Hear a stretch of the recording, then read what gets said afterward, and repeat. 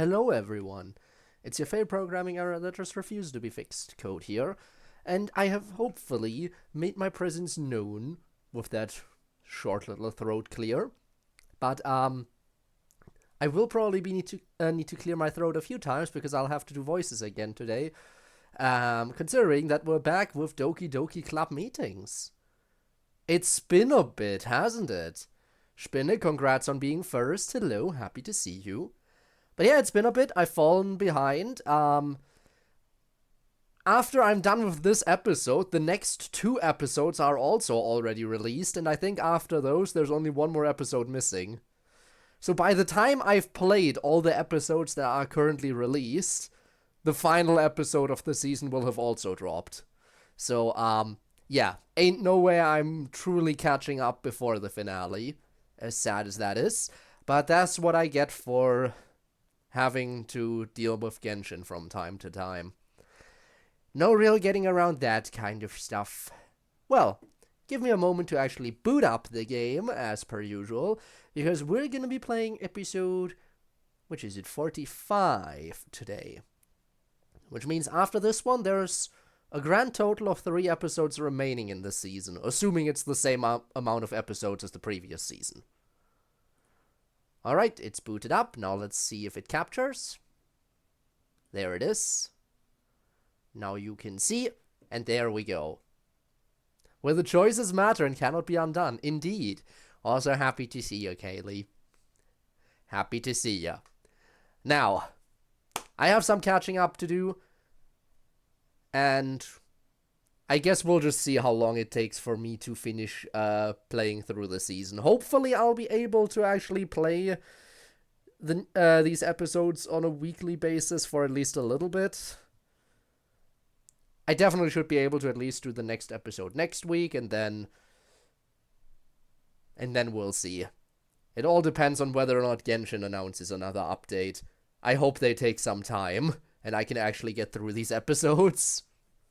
Alright, usual disclaimer everyone, Doki Doki Club Meetings is a Doki Doki Literature Club fan mod that is not affiliated in any way with Team Salvado.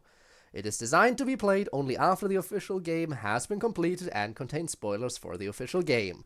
Game files for Doki Doki Literature Club are required to play this mod and can be downloaded for free at ddlc.moe or on Steam. Please consult the readme.txt contained in the mod download for more information. By playing DDCM episode 45, you agree that you have completed Doki Doki Literature Club and accept any spoilers contained within. I agree. Bum, bum, bum. Alright, what is the splash smashes this time? Again, your girl coming at you with another splash. I can't even read. Splash message. We're not off to a good start if I'm already struggling to read. Oh no. For the anniversary, because the director will share his roadmap on it. Alright. I see. Well, feel free to share then when you can share. He's trying to comprehend I mean, it is hard to comprehend true genius. True genius like Natsuki's. Alright, we're jumping in.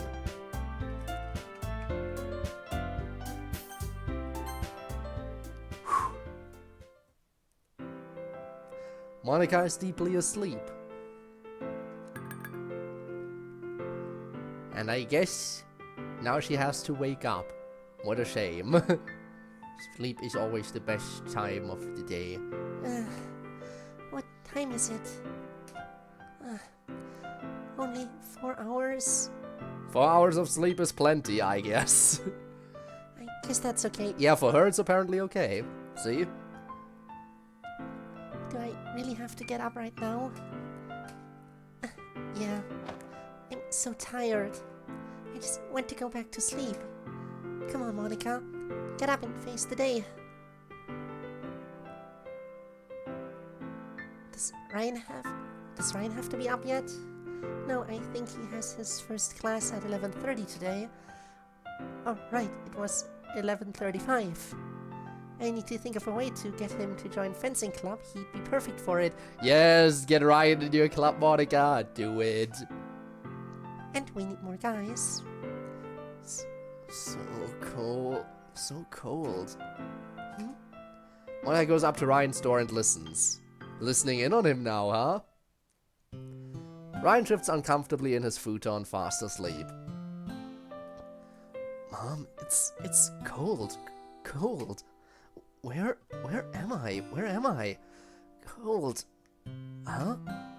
He suddenly comes awake. Oh, right. I'm safe. I'm not freezing. I'm in a house even. I still miss you guys. One of the many people who talks aloud. I mean, hey, thinking aloud to yourself is totally acceptable. But if you're living with other people, you have to be aware that people might be hearing you if you think out loud. Oh well. And highly convenient if you're a visual novel. True! Very convenient. Why did anyone ever let him become homeless? Hasn't he already had enough happen to him? Someone should do something about it. I guess I already have, kind of. But the fact that it was me that had to do it is ridiculous. Now, Monica hears Ryan approach the door. Oh, back away. He'll know. Eric, hello. Just got done playing FNF Remnants. I know. I saw that you were alive and I was thinking maybe I could swing by. Then I saw you were playing Remnants and I was like, okay. Guess I'll just have this open in the background and not focus on it. But I hope you had fun.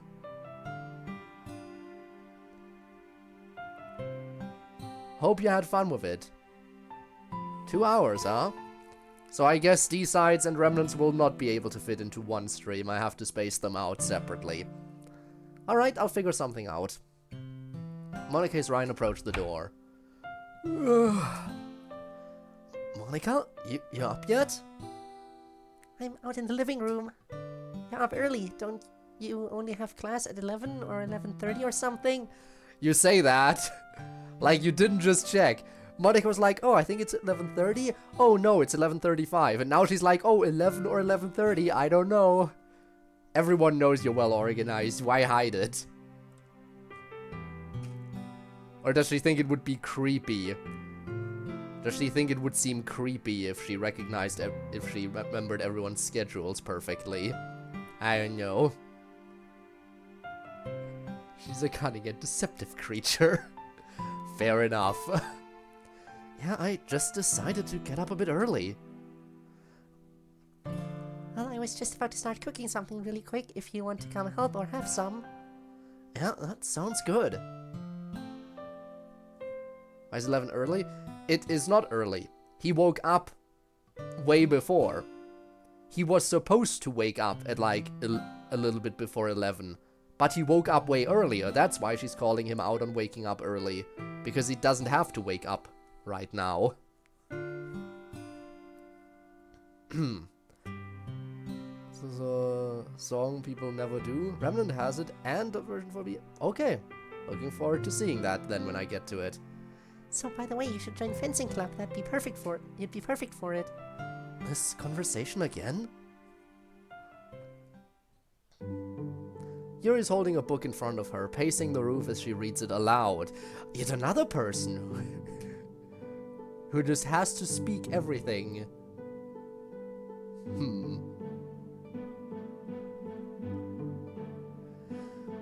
Praise the tricksy old queen of the forest, she who makes wolves in the deep wood, she who makes winter fruit sweet when it ought not be. The door to the roof access opens. Oh, hello, Ayami. If you're looking for Natsuki, she's not here at the moment. She usually is not found here unless, It's time for the voice, everyone! Can I still do it? It's been a few weeks, hasn't it? It's been a few weeks since I've had to do the Ayami voice.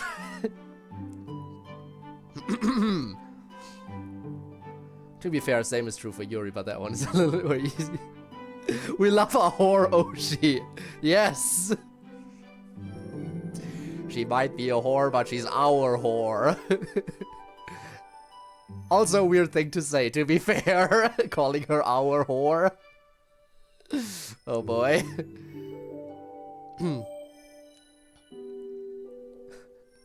I mean, I can see what you mean, Eric, kinda. I came to talk to you. Why? Yeah, I've asked myself that too. Over the last few days, I've thought to myself, I should talk to Yuri. And I had no idea why I had that thought. But maybe I've started to figure it out. So what is it you've come to discuss? See, even right there, you say things like that with such assurance. You never seem to wonder if it sounds weird to other people. I always wonder when you decided to start talking like that. Not a thing she consciously decided, I believe so. I do not talk like anything. It is just who I am. I see. Again I asked, what have you come here for? Look, just be patient with me while I explain, okay? It's kind of complicated and I don't entirely understand it myself. So just hear me out for a second, okay? Yuri nods. So, like, obviously I know Natsuki pretty well. Better than other attempts, like the official MC design, but still off. Some MC designs are better than others. The MC design used in this mod, which I think is what most mods use for MC, is where MC design has peaked. Even more so than the quote-unquote official one. We can all agree. So, like, obviously I know Natsuki pretty well. Or kind of well. Maybe not as well as you, but I know her pretty well. And obviously I don't know you that well. I've seen you around, and I knew you in high school. You were kind of a shut-in loner there, at least for most of it. But I guess we're all allowed to change once we get to college. Or at least I hope so. So anyway, Rude. She is a special case, I guess. I think Ayami is one of those characters who, I want to say she has no filter, but that's not entirely true. It's not entirely true that she has no filter, just close to no filter. After all, she's not openly making it everyone else's problem that she feels weird about homosexuality. She is not openly making that everyone else's problem, so she has at least some filter. But that's about where her filter ends, I think.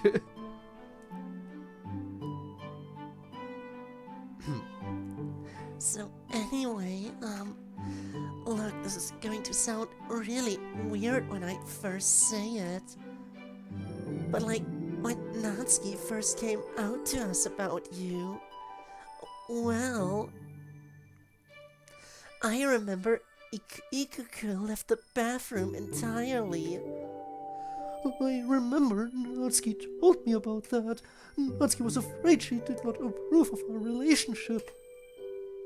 That she did not approve of any romantic relationship between two women. But it turned out to just be a fear that she would be left alone. Yeah, but I didn't really know how to react at all when she told us. I was just kinda frozen. I really wanted to be friends still with Natsuki and not cause any scene. Oh? She talking about how she feels weird about it? I don't understand. Why would it be necessary for you to cause a scene?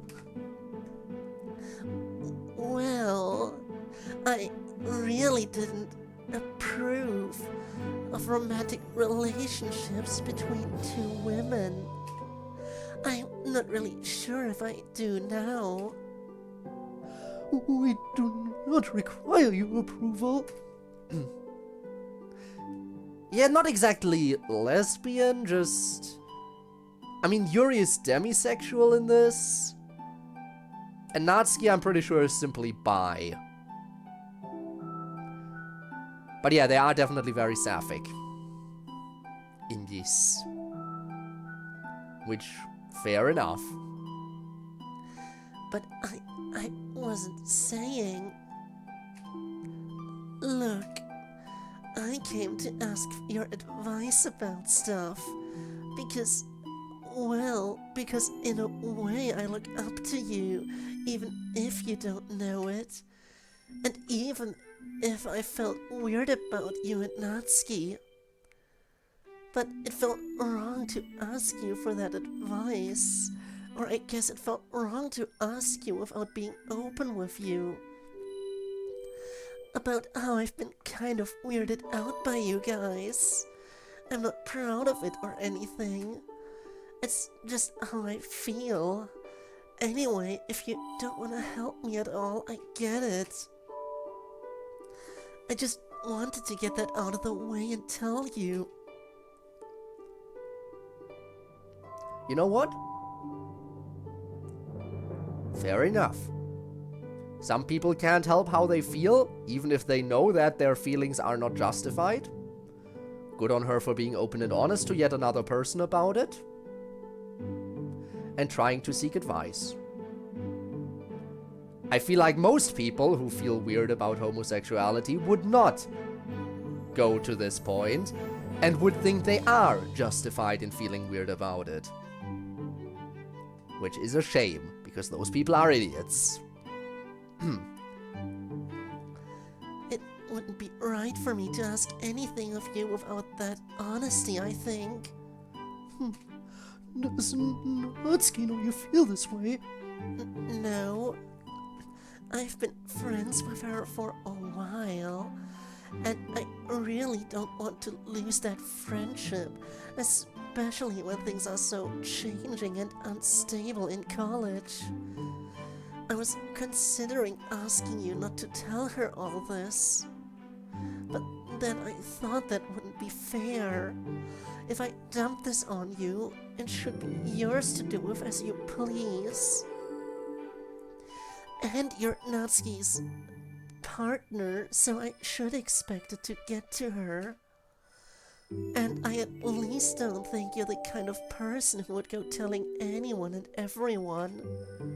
You're right, I'm not. You said that you didn't tell Natsuki because you don't want to risk your relationship with her. But you're fine with telling me. Yeah, we don't really have any relationship. There it is. Right, due to my being how did you put it, a shut-in loner. Well, at the very least, I certainly respect your honesty. Yeah, to be honest though, I'm not always honest. Again, I just thought if I was going to tell you this, you deserved honesty. Fair enough. She has certainly grown a lot, hasn't she? She has certainly grown. And even despite all that, I still do the stutter when doing her voice. It's just ingrained in how I voice her. I can't help it. I don't want to change how I do characters, even if they go through a character arc. Because it's already hard enough to do a variety of different voices. Then adding the subtle changes as a character grows is just... It's a lot. At least there's a select limited number of characters here, right? It's not like back when I streamed Danganronpa S. Because that game was pure hell from a voice acting perspective. Because that game alone had over 50 different characters that I had to do voices for. Half of which were female. That game was probably the most challenging thing I ever had to go through voicing wise. And I'm happy to have put that behind me at this point. To be honest, I'm not always honest. I have blue hair, but I have red hair. I mean, to be fair, she said she's not always honest. She didn't say, to be honest, I'm never honest. Now that, to be honest, I'm never honest, that would be an entirely different story. Fair enough. Whoa, sorry, wrong voice. Fair enough. You said that all this disclosure was preliminary to some other discussion you wanted to have, and that telling me that you're homophobic was just a morally necessary prerequisite. I'm not homophobic. Well,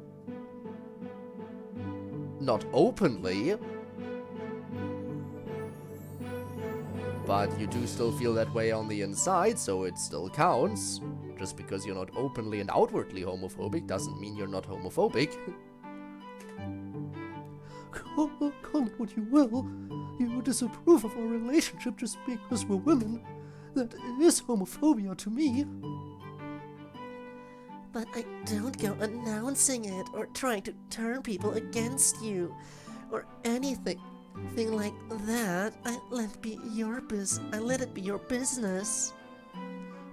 True, you do not, and you have my thanks for that, but that does not make you any less homophobic, I'm afraid. But that is a discussion for another time, perhaps. We got a new I'm not in the DDLC community. Oh boy. The I'm not homophobic line. When will that one come up? Who knows? Probably in plenty situations. At least, you know what? At least Yami didn't hit us with the I'm not homophobic. But anyone who uses that kind of line is an automatic out. We know this. But Baka, I'm not homophobic. She truly is Natsuki's friend. Truly. You have made yourself very vulnerable in admitting this, and you have been respectful by being honest. I am listening to whatever you have come to ask me. I don't know. For advice, like I said, I guess. All my life, it kind of feels like I couldn't be happy unless I lived up to what other people expected of me. That was kinda hard. And that's not the only thing that was hard in my life. I mean, what? But when it was just my parents, I guess, it was easier. They wanted good things for me. Then when I started to grow up, people started to expect weird things from me. Everyone thought I was some slutty girl who only cared about boys. So you tried to be a slutty girl who only cared about boys? Yeah. And I know that's silly.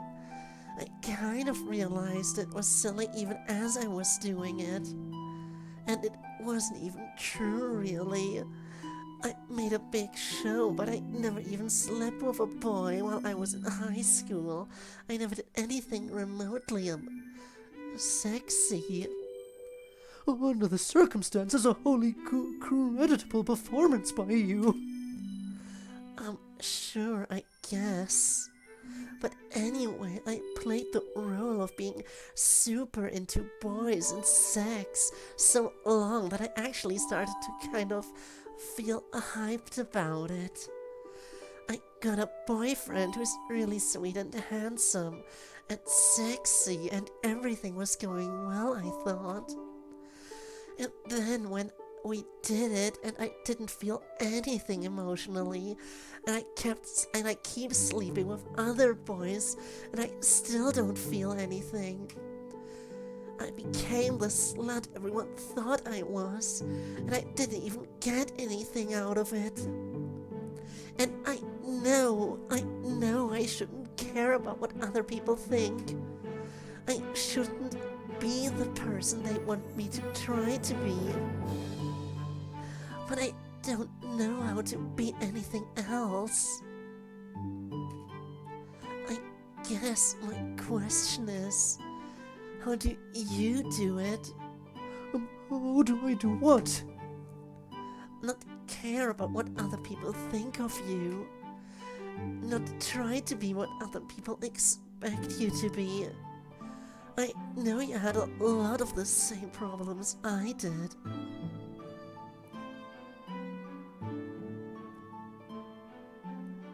It feels weird comparing Ayami to Yuri, but I do get kind of where Ayami's coming from, because people view Yuri and they see big boobs. And that's it. I guess that's where Ayami's coming from with this. The Baka code mix mentioned back in the unused CodeErr origin story thing was back before I focused on base game. Fair enough. Oh, that would be exciting. You know what, Eric? I'll say it again. Any DDTO song featured in Code Mix will make me unnecessarily hyped. So by all means, if there is gonna be a Baka or any other DDTO song, you already know. You already know that's gonna be a massive win in my book. By all means. But I'm happy to hear about that. I'm looking forward to it. You are also a girl who developed huge boobs early. Even though you were a complete recluse, there were still people who whispered that you must be slutty because of it. Same as me. And even beside that, people teased you and you were socially isolated. But you never seemed to care at all. Well, she did care. But because of her more reclusive nature, she wasn't ever confronting anyone about it. Or felt the need to change. She was very upset by it, so yes, she did care, but... Again, she was the shy person and she was nervous whenever anyone approached her. Maybe probably partially because of those whisperings. I think all those whisperings about her might have turned her into more of a recluse than she was anyway. Just saying. You just always did your own thing. You'd be up on the roof reading, not thinking the slightest of what anyone thought of you. That's what I want to know about. How do you do that? Well, it's not true that I never thought of what anyone else thought of me. I certainly did. Trauma.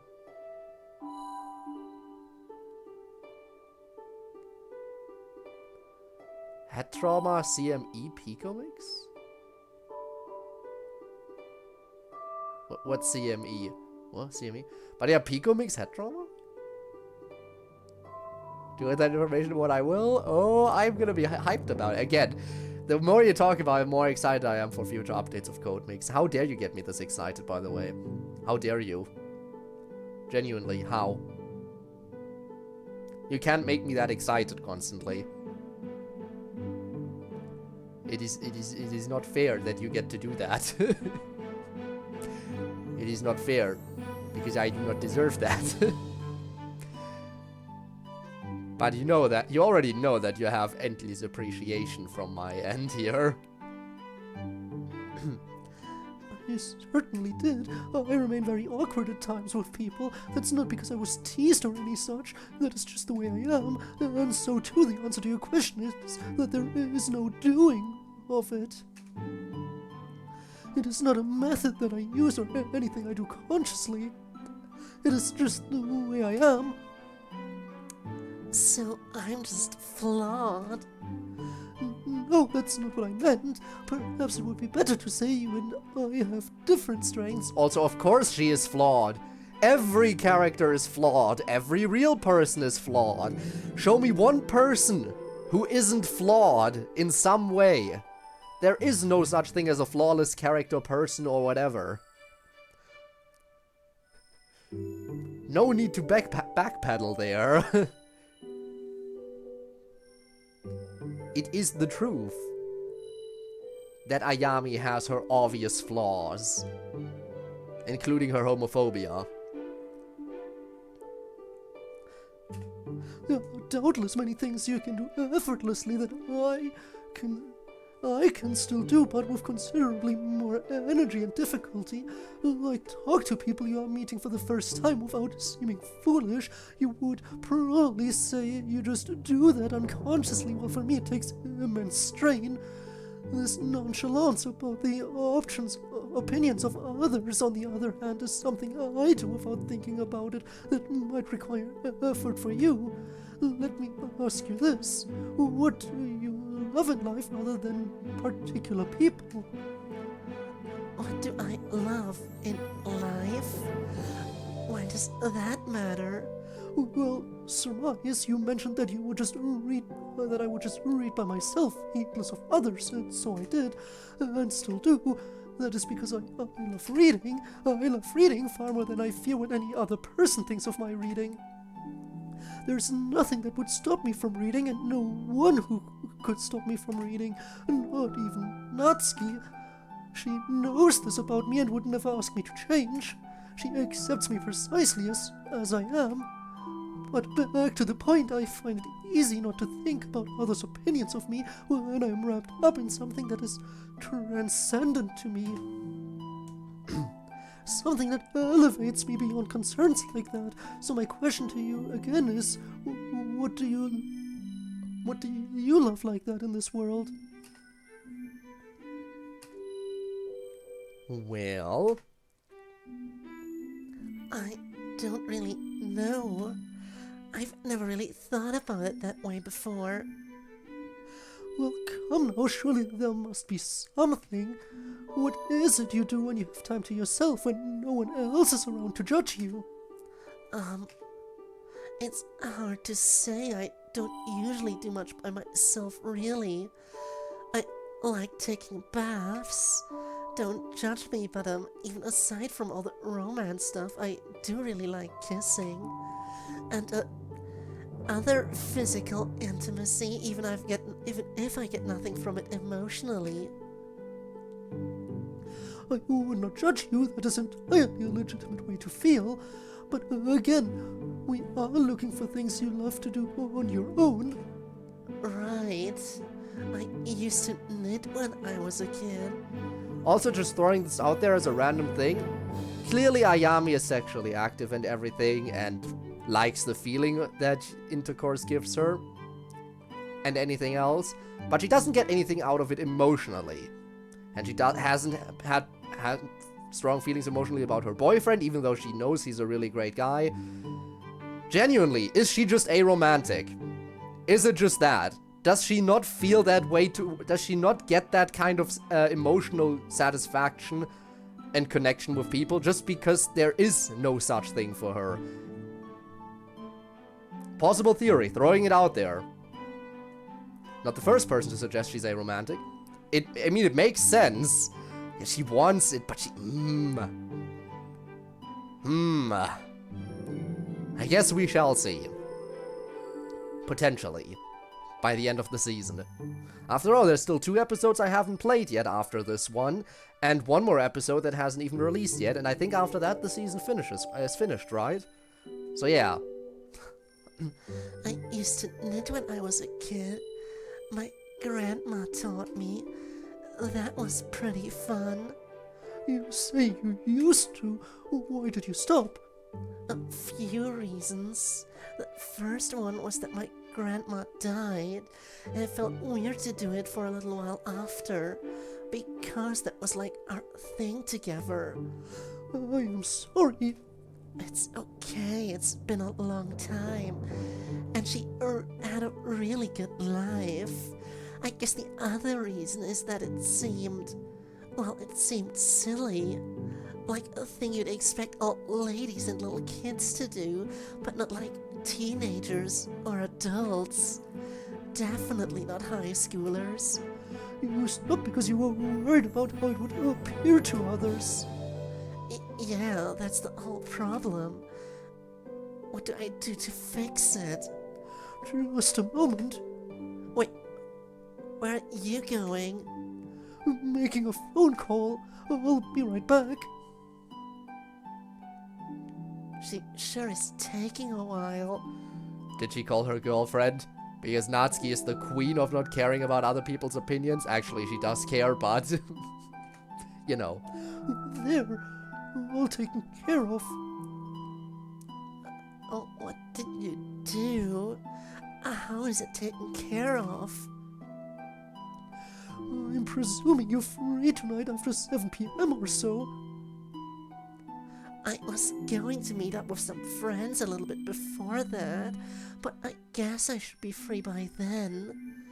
Very good. Natsuki's going to meet you sometime around then. You and she are going to go out shopping. You are going to get supplies for knitting. And then this very night you are going to start knitting something. But I don't remember a lot of stuff, and what if people... The whole point of this is to just do something you enjoy. You will not consider whether it is good, and you certainly will not consider what anyone else thinks of it. You asked me what you should do to fix it. This is what. You just do it. Yes, and you will do it.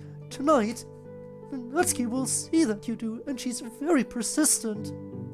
I don't know if I can really... You know what? I'll just follow Doctor's orders. Or try to anyway. Thank you, Yuri. I know you didn't have a lot of reasons to help me, and I just gave you a reason not to even. So I'm really grateful to you for talking to me about this. I care about other people's opinions or anything. Exactly.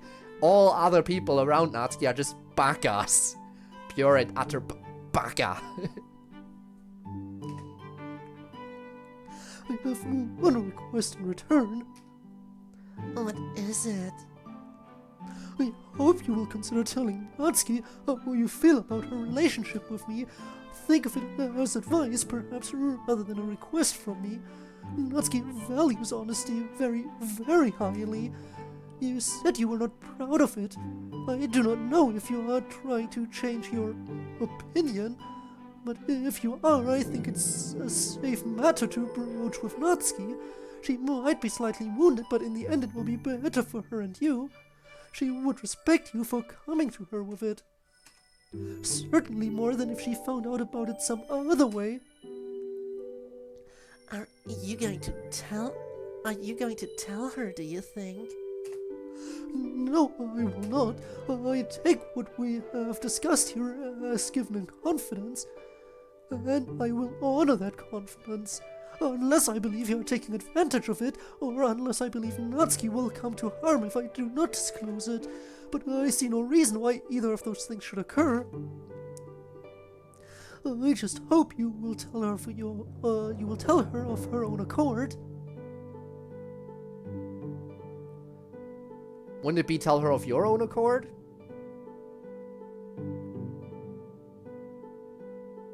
Am I mistaken? She would not end a friendship with you for honesty of that kind. It might not be pleasant and wonderful, but I think she will work through it with you. Not sure if you fixed it yet. You probably have, considering how many episodes behind I am. A lot of time has passed already, okay? I'm behind. I doubt anything I catch will not have already been fixed. Or pointed out by someone else at the very least. Yeah.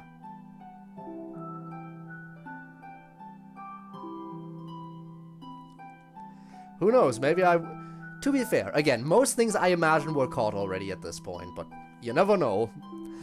It might not all be pleasant and wonderful, but I think she will work through it with you. And that you will be better friends than previously. I'll think about it. Thanks again for talking to me, Yuri, and for agreeing to help me. I understand what Natsuki sees in you. Indeed. Farewell. Never know which one's going to be the one no one sees yet. Fair enough, fair enough. You never know until you know, you know. Well, I'm not sure. I can't just disclose things from student records. Do you know Ryan? He's a student here who... If it's about Ryan, I'm especially not going to disclose anything. Also, I think, again, with the OST, I have to turn it down a little bit, just because some of my voices are a bit more quiet, including the Monica one. So let's turn it to around here, maybe? Monica thinks for a moment. So you're familiar with Ryan's case then? And his unique situation? I couldn't say if I did.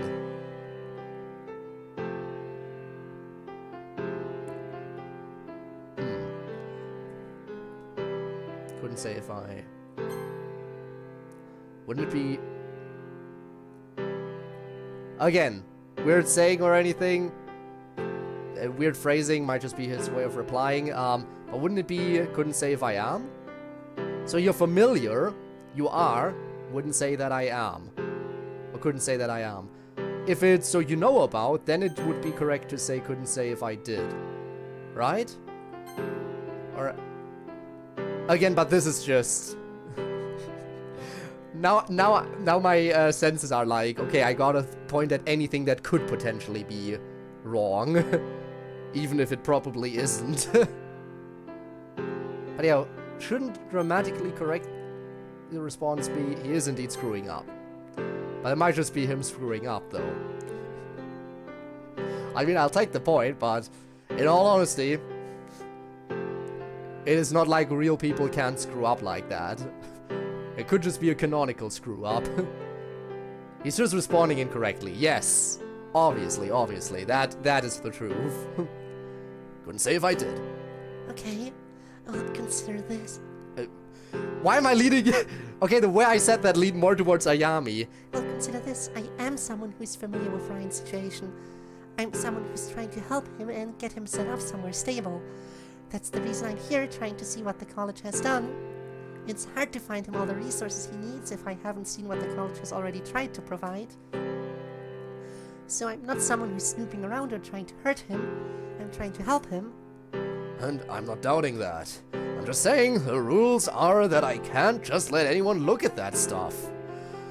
If it's really to help him, he could be here and asking to see the stuff. He's a kind person. He's willing to do only so much on his own behalf, I've found. He'll go to a certain point in advocating for himself. But if he gets the sense that he's inconveniencing someone, he'll stop rather than push things. I guess he's just gotten used to life being hard and prefers not to make life difficult for other people. I'm not like that. I prefer not to make life difficult for other people, but I'm fully capable of doing so if necessary. Yep, we are aware that she's capable. I know, for instance, that you encouraged Ryan to couch surf, even though that's against school policy. What could happen as a result of that advice? What if someone took advantage of Ryan's vulnerability to hurt him? No one would look good in that situation. I think the school's admission would be mortified at the possible liability, even if nothing happened. That's probably why they have the policy. How did... Look, all I'm saying is, I really am trying to help him. We could have a whole huge thing about me trying to help him, where I make both of our lives increasingly aggravating until I get what I need to help him. She is... And yes, Monica is assuming she will win this confrontation, because obviously she will. Doing it until she gets what she needs. She will not back down, indeed. Or you could just let me look at his records for 5 minutes. Be real easy. I know they're in that cabinet behind you. And you don't have to log when people access the records. How do you know that? I haven't seen you do it when other people access the records. So what, you've been spying on us in here? No, I didn't go out of my way to see it, I just noticed it. Please, I just want to help him. It's so hard to see him try to get through every day like this. I'm sorry to be so mean about it, I want him to be okay. Now you could say, oh, Monica's getting emotional over Ryan. She feels so strongly about him. Nah, those are crocodile tears. She is using every tool in her arsenal right now. To be fair, yes, she does care about him, otherwise she wouldn't be this willing to help him out, obviously. But she is definitely playing up her emotions more so than they are, actually. At least that's what I think, as someone viewing this from the outside. Of course, I am not the developer, so I can't say for sure. Ain't that right, Kaylee? But yeah, Gaslight Gatekeep Girl Boss. She's doing her thing. The Monica special. The staff member retrieves a binder from the cabinets and leaves it on the desk. Going to take a 5-minute break. Stay here until I get back. Okay. The staff member leaves the room. Good. Monica glances up at a security camera. Now, let's see what I can learn here in 5 minutes. Does she not care about the camera, or did she just check to see the camera wasn't looking right at her? Hi, Natsuki. It's me, the player. Hi? You know, I'm not exactly sure what just happened, but I get that it was something to do with Monica. And I definitely got that vibe once again that Monica can be really fucking scary sometimes. Anyway, I'm just here because I was gonna walk with Sayori to literature club. I just happened to be in the area, so I figured I might as well. Sure, you just so happened to be here. You didn't go out of your way at all to pick up your friend. No. Girl's not answering her door though. Probably just getting ready. I can hear her moving around in there. Hey, Sayo, wake the fuck up. Time for club. Give us a second. Us? Ah, we know who else is in there then. Yeah, better get dressed. Us? Us. So, how was last night? Were you guys, I mean, really, it shouldn't be anyone else's business. So that's a yes, then. Yep, but yes, we were!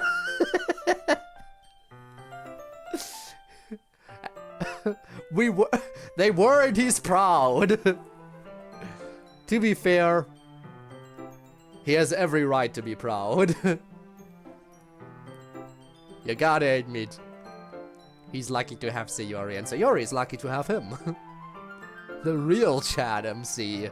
Indeed. It's college, we're grown-ups, we can be normal about this. I am being normal? I'm being super normal about it. I'm just asking because you guys are so late. Had to be some reason you were taking so long. So MC lasts a while, huh? Is what we're saying. Guess I should have figured it was something indecent. Yep, definitely seems like a super normal and not at all weirdly fixated reaction to me. Shut up, boy. Okay, I'm ready. What are you guys talking about? Natsuki's weirded out by the fact that we just had sex. I am not weirded out by it. Of course not. That's why you're yelling. Come on, Natsuki, we're close friends, right? It shouldn't be that weird. Once again, it's not weird. Not weird at all. I wouldn't have expected you to be so prudishly flustered, honestly. Yeah, especially given some of the things Yuri has said about. Okay, that's enough. No, please, Sayori, keep going. Now, do you think Natsuki's cutting him off just because it's uncomfortable for her in this situation normally? Or because she knows that the player and everyone else is watching this right now? I think it's extra uncomfortable because she knows that she's being watched from beyond the fourth wall. And that's why she's extra determined to cut them off right there. Might as well say the FNF Remnants team left me on red in that collab. Fair enough, I mean. Not every FNF mod team can will respond to everyone. It would have been nice, it would have been really amazing if they did, though.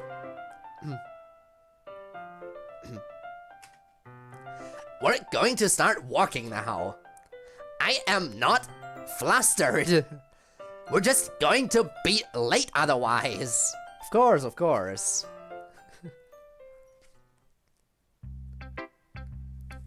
A deeper shade, really, like more of an azure.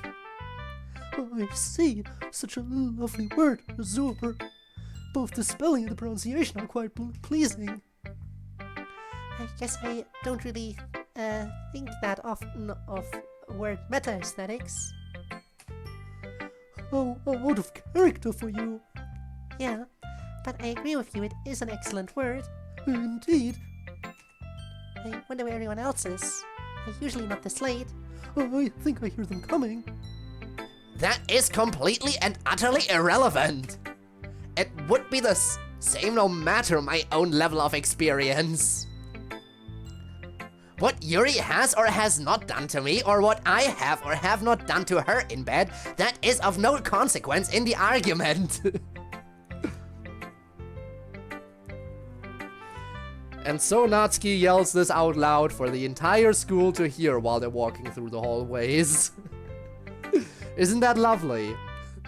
Imagine you're at school just chilling in a classroom and you hear someone yelling this full volume walking by through the hallway. Yeah, they're trying to keep it a secret. They're being very secretive, especially Natsuki is being very sneaky about it. I had sex, MC's newest YouTube upload. Yes. I mean, sure, but I'm just saying, your reaction speaks for itself. It's true that your experience level doesn't matter. The proof is the fact that you are still totally flustered by any direct mention of anything sexual. I am not. I can even say the word. Sex. See? Easy. Wow. Very convincing. Look, I really am not a prude or anything. It's not like I'm a prude, sexless virgin myself. Plus, I have had plenty of discussions with Sayori about things. It's just that I'm not sure how to put it. At least she's not yelling anymore. If I may offer my opinion, you are quite used to having to hide certain things. Your interest in manga, for instance. You had to sneak your books around and hide them in the old club room, or food. To this day you stash food in hidden places around our room, even though you know full well that I would never judge you for eating any food whatsoever. You've been operantly conditioned for many years to think and act in this fashion, so that you continue doing it even when you're fully consciously aware that the need no longer exists. And so the same pattern exists with respect to sex. It has been a strong forbidden taboo of you for so long, but just in general, and not just in general, but also because you are queer. So now, even when among very intimate friends with whom you're close enough to deal with sexual topics and events, you blush. You have a panic-like reaction, even though you are not actually panicked in any way and have a very normal allosexual interest in the topic. And even though, as you say, your attitude towards it is perfectly healthy. And you still say if I may offer my opinion and then give it without anyone fucking responding. True. But you're right, I guess. Guess I'm unlearning a lot of shit. We all are! Okay, everyone, if we can maybe shift the topic from sex to literature. Monica is interrupting an intimate convo with okay everyone again. Pog, epic reference, hashtag on brand. Let's just get started. We have a few things to do today. We have poems, emails, maybe a bit of free time to work in, and Sayori's mod for the year. Right, we're gonna get the first club mod this time around. Ooh, today's stream might take a little bit longer in that case. Depends on how long free time will be. And the email segment and everything. Ooh boy. It is the club mod time. We're ready. So yours mod is a banger, but it is pretty long. Ooh boy, here we go then.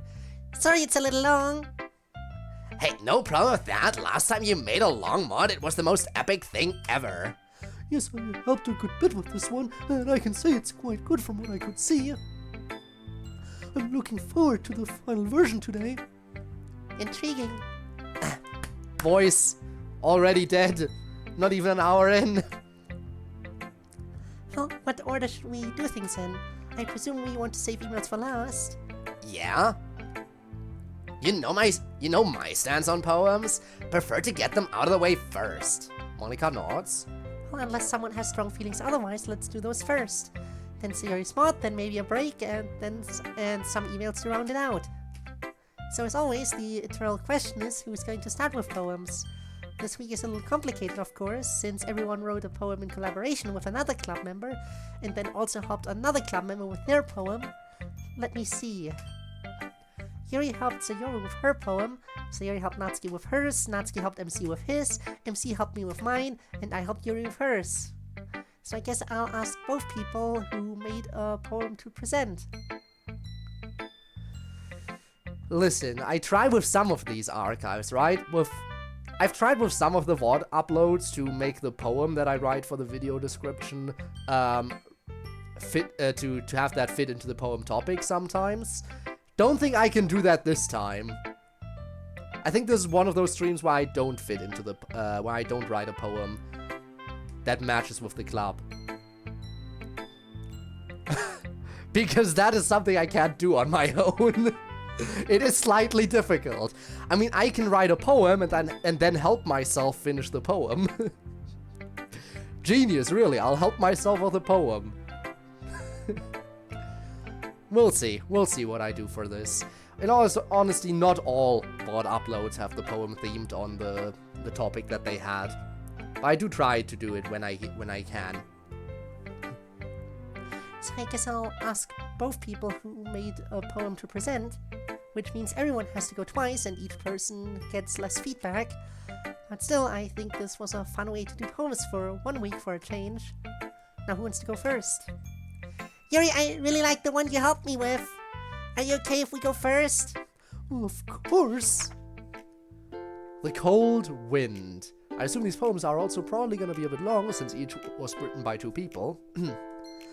Pull your cloak a little tighter, just a mile to the fire. There's no escape but forward, though you can feel death.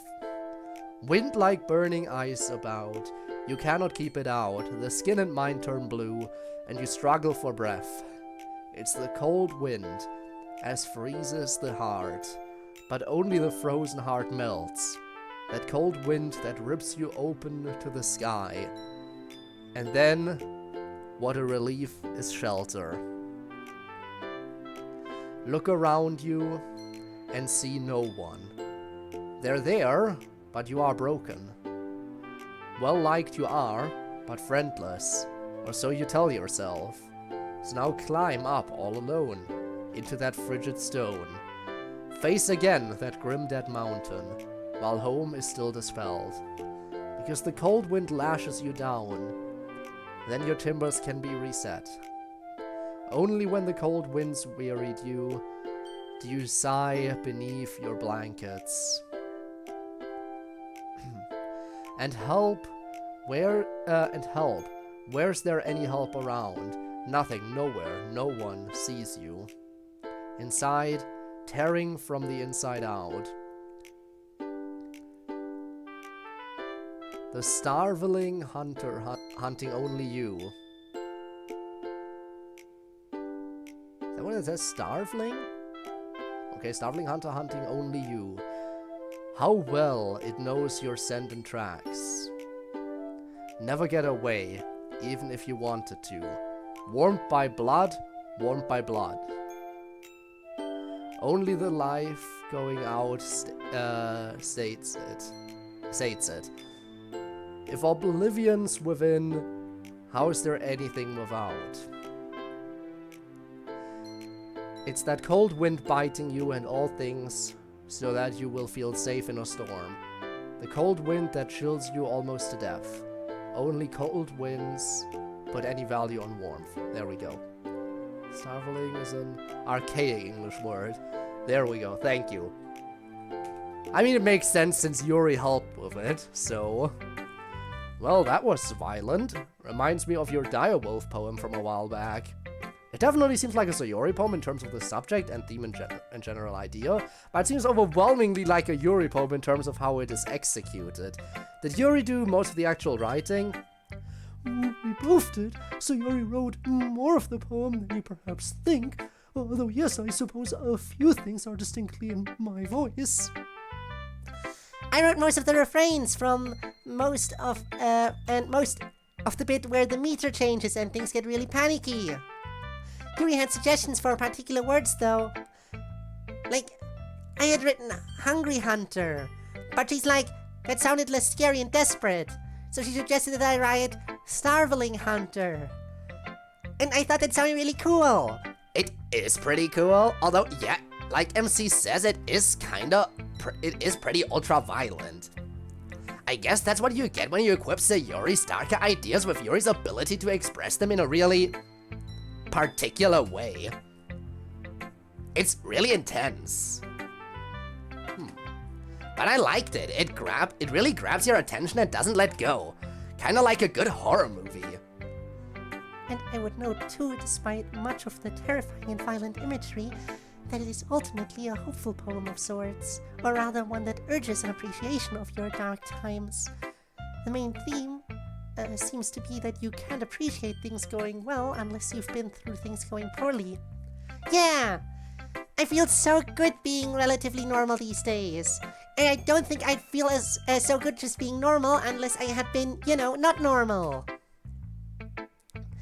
So this poem was all about how I appreciate knowing how well I have it. But to express her gratitude, she needed the reader to understand the darkness through which she had passed, and just how cold a wind she had faced, and for that she needed very particular imagery. Yeah! I was really glad to have Yuri helping me. She had some really perfect ideas for phrasing. I think it turned out pretty well. I agree. Also, Yuri helped with yours, and you helped Natsuki with hers. So why don't we take it in sequence and have the poem Natsuki did with your help? Okay. Man, I'm not sure mine is any good compared to that one. That one really blew me away. The one we did seems really trite by comparison. No way, ours was really good. Let's show them. Charmcaster. I never had a shot. I looked and I was caught, entranced by your sweet webs. I feel taken over as you pull me closer, not in charge of my own head. You're a powerful mage, and you turn the page. To the enchantment you keep me under. I'm always under your spell, a loving sleepwalk compelled. And I'd always choose this slumber. Yep. I mean, to be fair, both of them are in a relationship with someone in this club, so... But it's nice that those two decided to write about their romantic interest. Well, technically it was Natsuki who wrote about it and Sayori who helped with it, but obviously Sayori helping because she knows how sweet love poems can be. A love poem. The real question is whether this is about Yuri or about MC. As we were writing it, I think we kinda decided that it's basically about both of them. And how they mess with our heads and stuff. Yuri definitely makes me feel some kind of way. And as I was talking about with Sayori, she was like... I was like, yes, that's exactly how I feel too. MC makes me feel like I don't have any choice in the matter.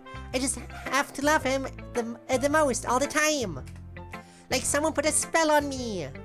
And this too is how you feel about me, Natsuki. That I have bewitched you. You know damn well that's how I feel about you. You're just making me say it in front of everyone to embarrass me. a keen demonstration of my arcane powers that I may compel such a response. Oh, fuck off. I think it's a really sweet poem. Poems don't have to be really epic or heartrending to be good. I get why you felt weird going right after Sayori's Natsuki, since hers was kind of an epic one. But sweet and cute poems have a charm of their own. I think you two did a great job. I agree. Just because a tree is vast and majestic and a cute lily is small and frail, that doesn't make the lily any less important or beautiful. What a remarkably apt metaphor. Well said, Monica. Thanks, Yuri. Keeping up with our pattern, we move to the poem where Natsuki was the helper, and that's MC's poem, where he had Natsuki's assistance. You guys all set? I'd say so. Let's do it. Their failure. They let you down when you were least expecting it. You were halfway across the bridge.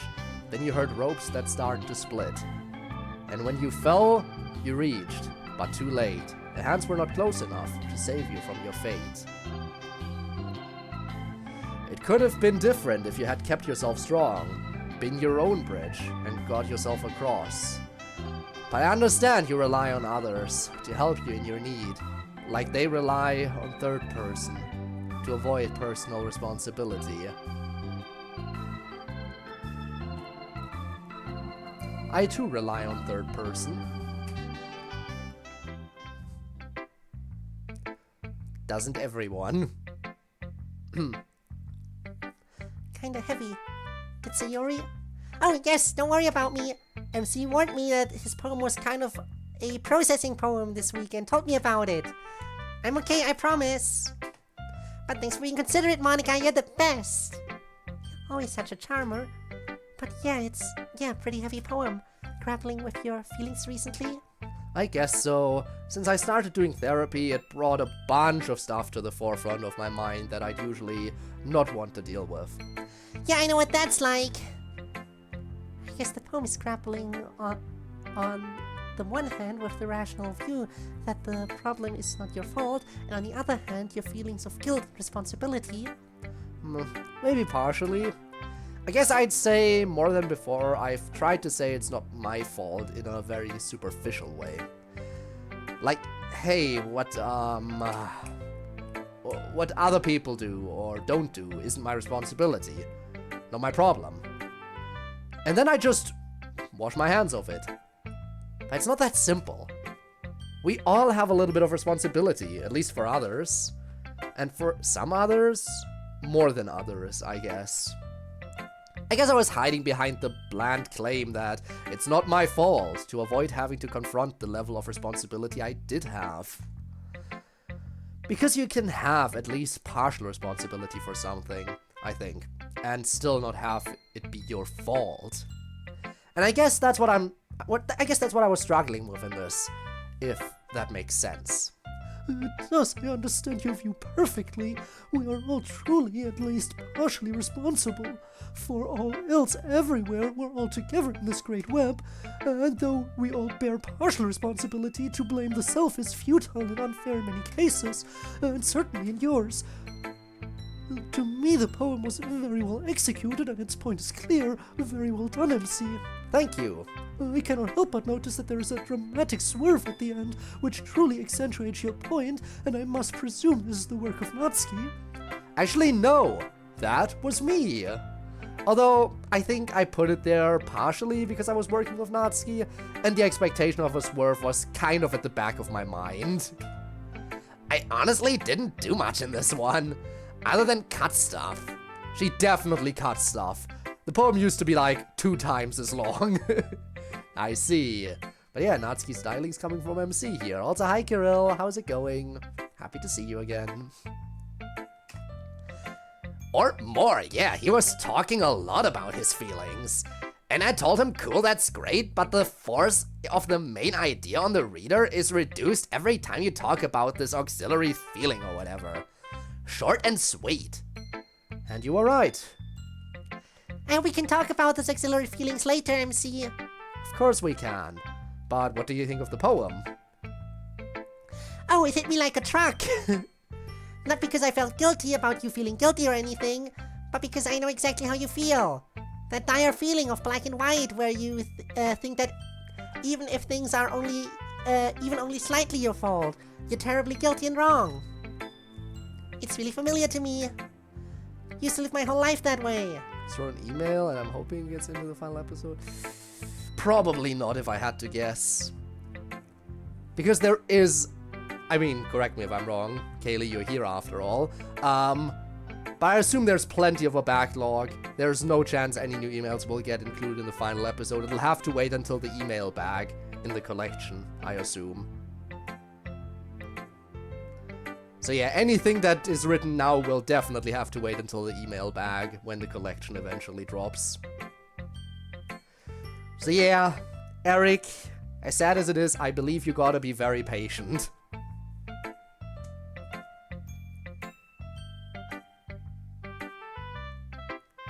Okay, but there is a non-zero chance, I see.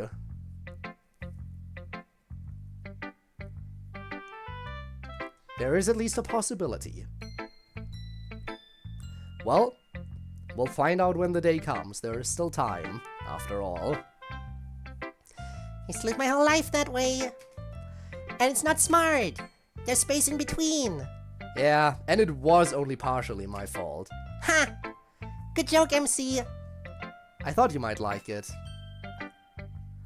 Do you guys get whatever the joke is here? No. I think I'm also out of the loop here. I'll have to think. It's only partially my fault. What is that alluding to then? It seems strangely familiar, but no. Let's move on to my poem, for which I received MC's help. Go ahead and do the honors, Monica. Splash screens. Ah. It's only partially your fault. I see. Dark joke, but yeah. The Crossroads Crosswalk. I came to a strange crossroads. I took the only road there was. The one I was on already. However traveled it may be. For though it was a crossroads, the other road led nowhere. And started nowhere. Just a strip of flat dirt. Curious. It started 10 feet before the crossroads and ended 10 feet after, leading to nothing in particular. But the road I was on was paved, with signs pointing the way, and even a painted crosswalk, where it intersected with the dirt path. How strange, I thought. And I stay now on this paved road. The way is forward, the signs read. This way, on this road. Keep going, you'll get there. But I wonder about that dirt track. It must have been there for some reason. And what would a few dozen feet of travel have been in this endless journey? Very interesting. This poem appeals to me greatly. What was the process for writing? How did MC become involved? It was very collaborative. We would talk about each line and we kind of synced up on what the idea should be, line by line. MC nods. Yeah, it was really fun collaborating with Monica. One of us would say one line and then the other would say, ooh, yeah, and we were basically on the same page about things. It was easily the fastest I've ever been done with a poem. Took us like, what? How long would you say, Monica? Maybe 7 minutes? 7 minutes! 10 out of 10 would absolutely work with Monica on a poem again. Whose idea was the crossroads metaphor? Both of ours somewhat. My main idea was the side road, the one that leads nowhere, but MC pointed out that there should really be a bright, obvious road leading forward that I'm actually on, and that immediately struck me as appropriate, so we went from there. Okay, so great. But what is the whole road situation and metaphor for exactly? And no, Yuri, before you say it, I'm not interested in a oh well, what does it mean to you type answer.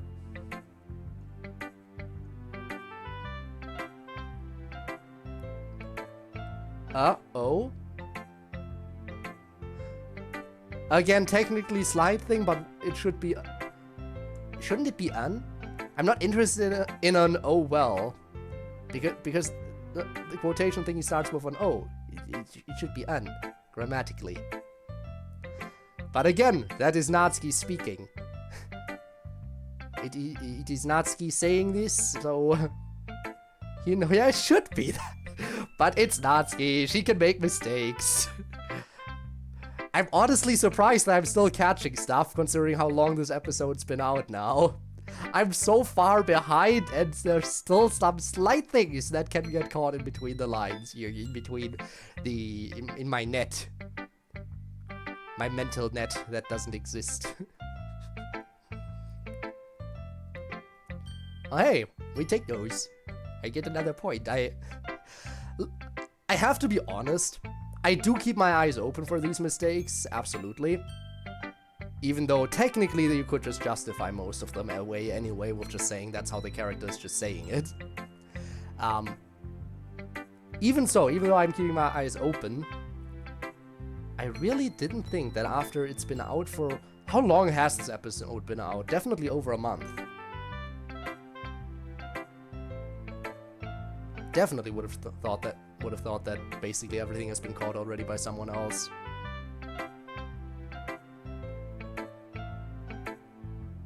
Why are the curtains blue, you bugger? Ah, yes. Why are the curtains blue? But why were they blue? Oh boy. It would be hard for me to explain. Honestly, I'm not sure I completely understand it myself. It's really a poem about Monica more than it is me. January 14th. So it has been a month. Yeah. Again, goes to show you, it took me forever to get to. I'm a month late, but here I am. Really hoping I can get through the remaining episodes without going on break again from this. Because I do really want to get through to the end and not have to push it off forever. Not because I want it to be over, quite the opposite. But simply because I don't like pushing things off for too long. Especially when I know that, you know, the episodes are out, they are there for me to play, and it takes me forever to get there. Well, too bad, it's ending anyway. Damn it, how dare you end it? I can understand it and what she means by it, but the metaphor is really something that just feels correct, more than it's something that I can explain how it's correct. That's how good poetry works. I hope so. Like MC says, it's hard to describe, but I'll try. I guess the third path symbolizes choices you might have made, but didn't. And the big obvious path you're on is the choices you did make and the life you are living. And sometimes the paths you didn't take, well, it's obvious why you didn't take them. They were bad ideas. Is that how she views the potential relationship with Ryan, maybe? A path that she, or basically any relationship within the simulation? Obviously, I didn't get into a relationship in the simulation because it's a bad idea. But what if I were to try it? That is basically what I could read out of this. What she might be saying here a little bit. Yeah? They were short dirt roads that led nowhere. And yet even then, even with the most silly, easily dismissible alternatives, we can't help but think about them. About way things might have been. Okay, this one has to have been caught already, right? About ways or about the way things might have been? I'm pretty sure about way things might have been is not the thing, and I would be surprised if nobody has commented on that yet. The other roads we might have taken. And even though the road we're on might seem the best and most obvious, or at least I am prone to worry that it's not the right one. That they could all be something else, something better, I guess. I don't know if I'm explaining it well. Does this make sense? Kinda? Is it like a club president thing? Yes and no. Yes, in that when I'm club president, it makes those other roads easier to see, easier to contemplate. Yeah, I am really able to understand what you mean by that right now. Exactly. I don't think it's really about the whole reality thing. I'd be making choices and fretting about them anyway. The club presidency just makes those choices more poignant, I suppose. I understand. Good poem, guys. Thanks. Finally, today we have the poem I helped Yuri with to bring it full circle. Whenever you're ready, Yuri. Of course. The battle. Come to me, mighty beast. Our fated battle must now begin. We shall try thy crystal scales and piercing fang against my plate and blade. Come to me, my worthy foe, or I shall come to thee. Our pact of slayers now fulfills. I honor you with blood and pain, as you shall honor me. Come to me, dear enemy, and let us now unwind. The knots that tightly bind a violent embrace must be of choice, and never more of fate. It's about Natsuki! You guys used to kind of not get along and then you became lovers. You know, Sayo, reading it, I don't think it is about me. What? Why do you think that? I'm not actually totally sure. It just doesn't feel like it. Has the vibe about being something else. Natsuki's quite correct, though I understand full well why you might think this was about her. It is not. So what is it about? MC looks quizzically at Monica. Don't look at me, I don't know. I understand only the imagery, not what it represents to Yuri. So what's it about, babe? Give us a cryptic and enigmatic answer that we won't be able to figure out. You love those. I suppose ultimately it is about the nature of conflict. Certainly I and Natsuki are sometimes in conflict, but this is more general. There must be an end to all conflict in the end. Either enough parties to the conflict are destroyed, or the conflict for the conflict to end, or the parties choose to end the conflict. Or, and this is perhaps what it is really about, the parties mutually agree on the conflict as a part of their system to the benefit of all. And in such a case, does it remain a conflict? Or is it something else entirely? Yes, Queen, tell us nothing. It was not my intention to be opaque, but I suppose it occurred anyway. You know, I'm surprised this poem is relatively pretty short.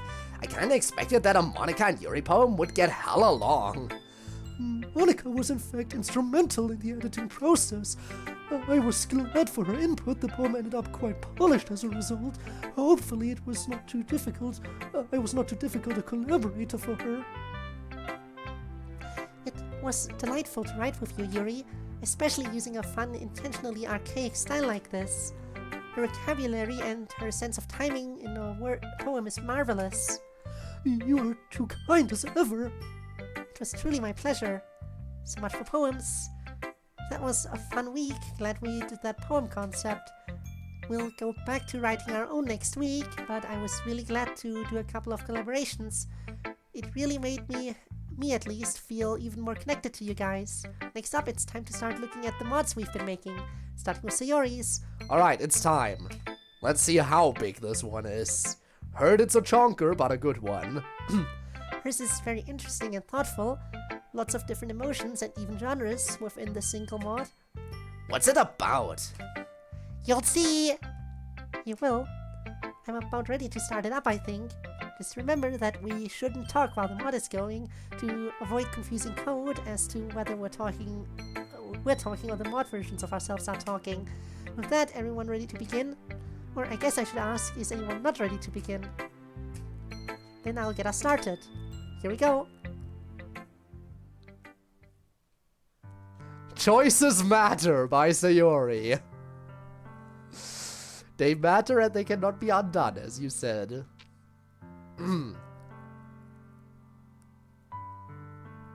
But how much do they matter and what way? Guess we shall see. Hey everyone, it's me, Mod Sayori. This time I made a kind of emotional mod for you. Maybe not as emotional as the first one I made, but I was thinking that a lot of things have happened over the past few years. Some of them were pretty dramatic, and some of them might have turned out a lot differently than they did. Some of us here worry a lot about whether anything we do really matters, or if we can really have any meaningful effect on things, but I think we can, so that's what this mod is about. A bunch of what-if scenarios where things might have gone different. Up to a certain point in all these, things will be going like they actually went. And then the game will glitch out and something different will happen. And we'll see how things would have changed if things had gone differently. Sorry, this is kind of somber. Well, some of them aren't very realistic, but some of them are kind of silly and funny. But I guess most of them are kind of a bummer. But hopefully you enjoy all of them. Have fun! Select a story. I know I can go through all of them, but I still want to save here. And I think I'll just go in order. Oh, it has multiple pages too. The Fateful Cigarette.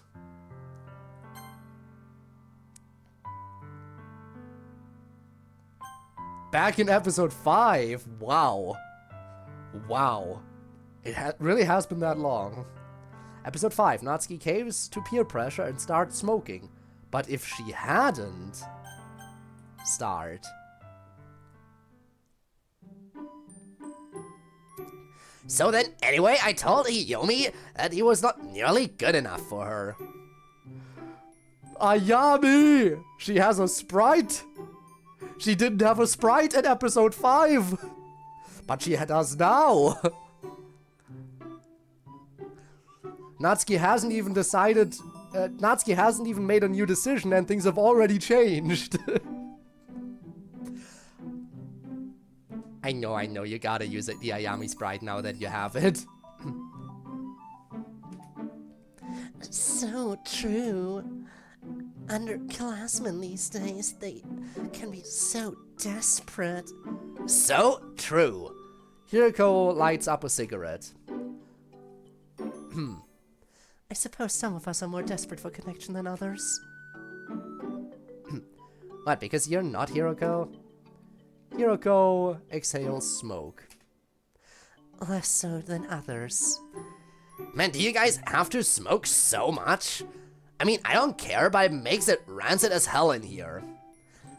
Oh, you say that because you've never tried it yourself. You should try it. Hell yeah, then we'd all be Siggy girls in here.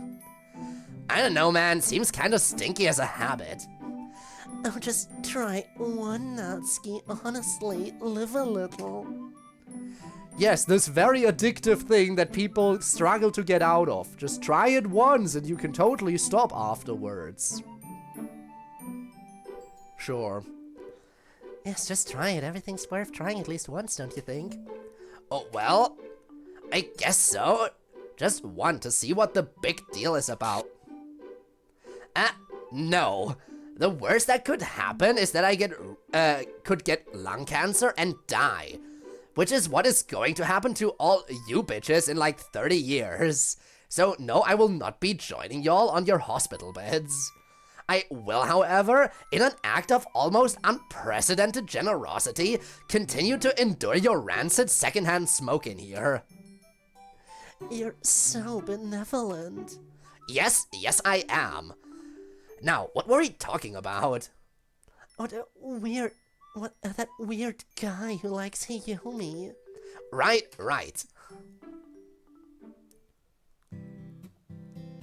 Let's see. Now, we have Natsuki's.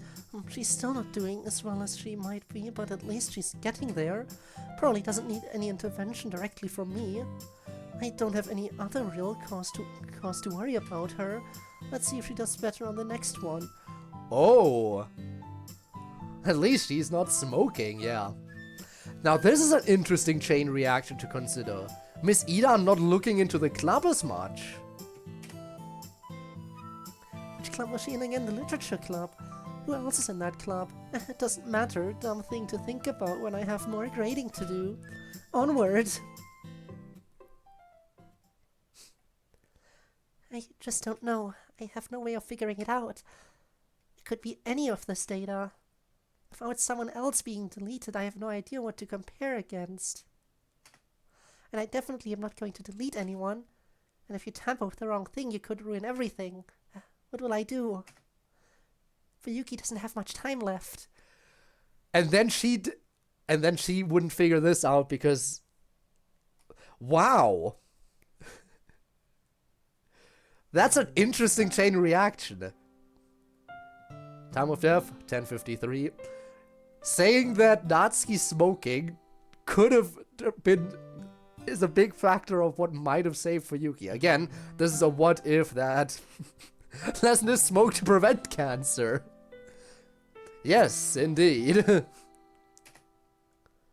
Poor girl. Do you want me to tell her sister? No, I'll do that. The doctor gestures to Fuyuki's body. Promised her I'd do it myself. Get her down to the viewing room and prep the body. Yes, doctor. Hey. Hey? Sorry for rushing you out earlier. Hey, you do what you gotta do. Natsuki takes a deep breath and faces the doctor. I assume you have bad news for me? Yes, I'm afraid so. Your sister has passed away. Understood? You'll be able to see her in a few minutes. Okay. If you need grief counseling. Not yet anyway.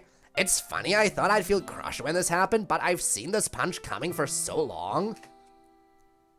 So I just don't feel anything, just totally numb. I guess that makes sense. Also, hi, hello. Happy to see you again. Happy to see you again, happy to see you again. I haven't seen you since the Genshin stream is when you first showed up. Well, technically I have seen you on Discord, so... But yeah, how's your day? How's your day? Hope you're having a great day. A great Sunday. And welcome to Doki Doki Club meetings. Oh, never worry about missing stuff. I am happy to see people. Like, I'm happy when people show up. Never sad when people don't show up. I know people have their own lives, and I know that watching a random streamer is probably not very high on people's priority list, which is why it's always nice when people do, in fact, show up. Even these tears are just because I don't feel anything, and I feel like I should. You will later, I think. When that happens, if you need help, please ask for it. Everyone processes differently. Like Monica, apparently. Is that Monica? Who? There's this girl I know, and she... Oh, it is Monica. Natsuki, I'm sorry, I'm so sorry. It's okay. I'll be okay eventually.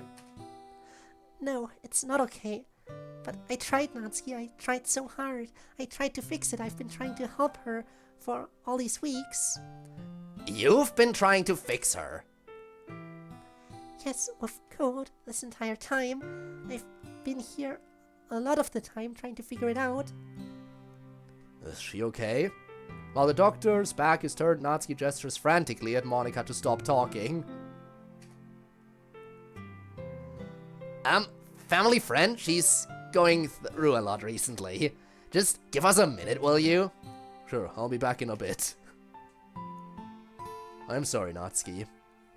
Hector notes, Monica is the one who has the grief spiral. Nothing secret about it at all. Ah, yes.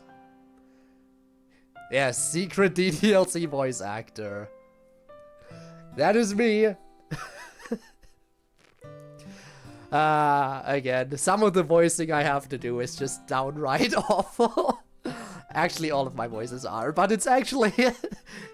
It is pretty interesting that there's so many people who actually enjoy my cringy voice acting. Hey, appreciate you guys appreciating it. I'm sorry, Natsuki. Yeah, the doctor leaves. Monica, come on, get your shit together. You can't be talking about the fucking code in front of people like that. I'm sorry, I know, I wasn't thinking. And I'm really tired. I spent a long time on this. All for nothing. So useless. And now look at me. This is your loss and your grief, and I'm the one sobbing my eyes out. I'm sorry, Natsuki. Your sister, she was just so wonderful. I've been sitting here for hours and hours and hours, and she's so kind and I'm grieving instead of you. I'm sorry. I should stop. Nah, it's okay. I'm just frozen right now. I'm not grieving. I think I'll feel grief later when there's time for it. I don't understand. Neither do I. But thanks, Monica, for trying to save her. That's where you've been running off to and stressing yourself out about all these weeks, huh? Thanks for that. I know she would have appreciated it. And I do too. You're crying, Monica, you. Very much makes it more entertaining. Happy to hear that. Bones! It's the day of your birth? Absolutely. Yo, don't worry about things getting busy. You focus on your birthday. Happy birthday. Even though I am probably a bit late in congratulating you, because I assume... And I assume so many things.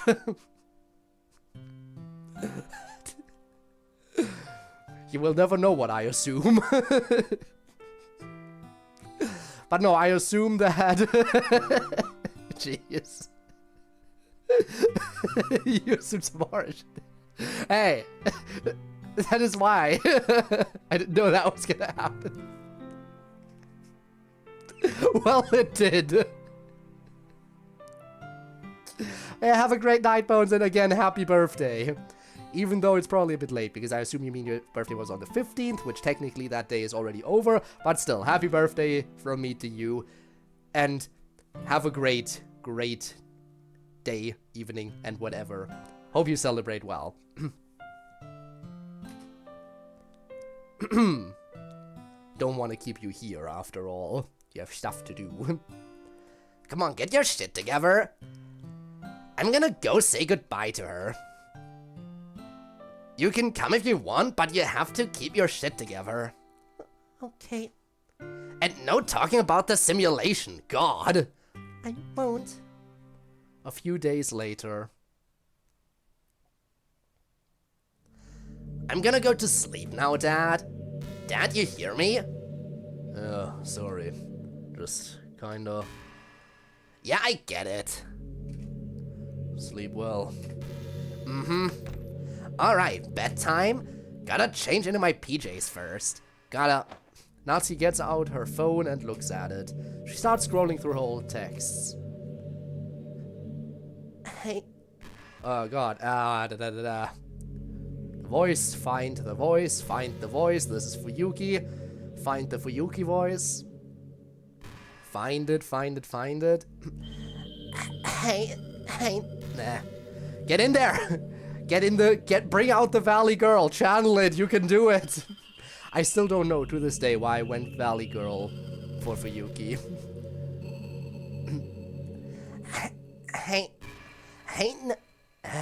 Why can I not get it right now? Dying of Cancer Valley Girl, let's go.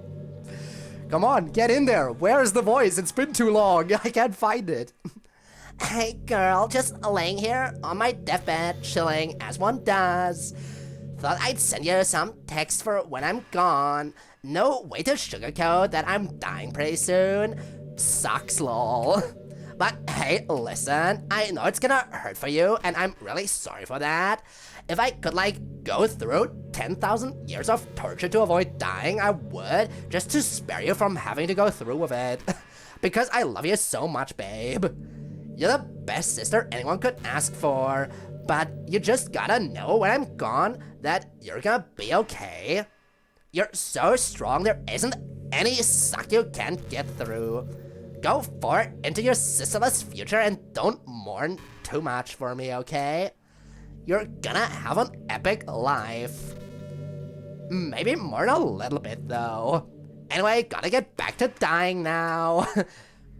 It keeps me pretty busy. Love you, babe. But what about your epic life? Fuck you for making me love you so much even after you're gone. It's not fair. I don't want to be alone.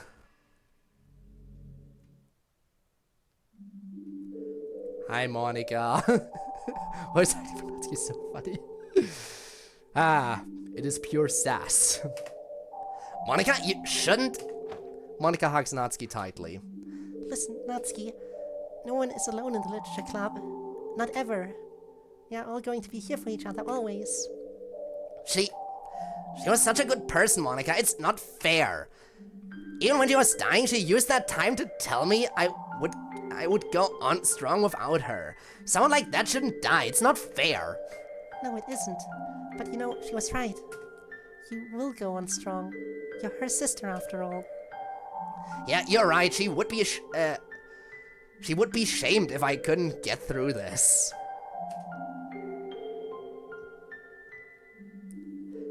She was uncrushable and I'm her sister. I have the tiger blood in me. You sure do. Alright, that was the first one. Gotta wonder how this is gonna escalate. Another broken heart. Episode 10. Sayori tells Kenzo about her depression. He freezes up. But what if he hadn't? Will Kenzo actually act? Will Kenzo become a Chad? Let's find out. Making me cry every Tim. Whew. So, I have extremely severe depression. I've always had it since I can remember. It's really bad. When it gets severe, I can't do anything and really even say anything. I just lay on my bed and stare at the ceiling. I've attempted suicide on multiple occasions. Alright. Another voice to relocate. Bro, really? Like, okay. Like, gotta get in the dude bro voice? Okay, we're in there. Holy shit, really? How? Once by hanging and the other, well, that's not important right now. The reason I'm telling you all this is that I very often need help. Dealing with this problem takes a lot of my time and energy, and it only seemed fair that you should know that. Plus, fighting off my depression is a lot easier when I can rely on other people for support. And I was hoping maybe you would want to be one of those people. Geez, Sayori, that's a lot to dump on a guy all at once. Tell you what, why don't we put this to bed for now and talk about it soon, okay? Nope. Geez, Sayori, that's a lot to dump on a guy all at once. I'm gonna be really honest here. I kinda don't know how to respond to that. And I'm freaking out a little, but I care about you, and I like to help if I can. I just really don't know what to do about it. You don't have to do anything. I just wanted you to know. It helps for you to know. I know, but I kinda wanna help if, like, I can. Really? Thanks. I just don't think there's anything you can do. I just wanted you to know. If you say so. Kenzo gets out his phone. Hey Chica, you there? You free? It's kinda important. Do you wanna come over here, or? Oh, I totally understand. I'll come over there.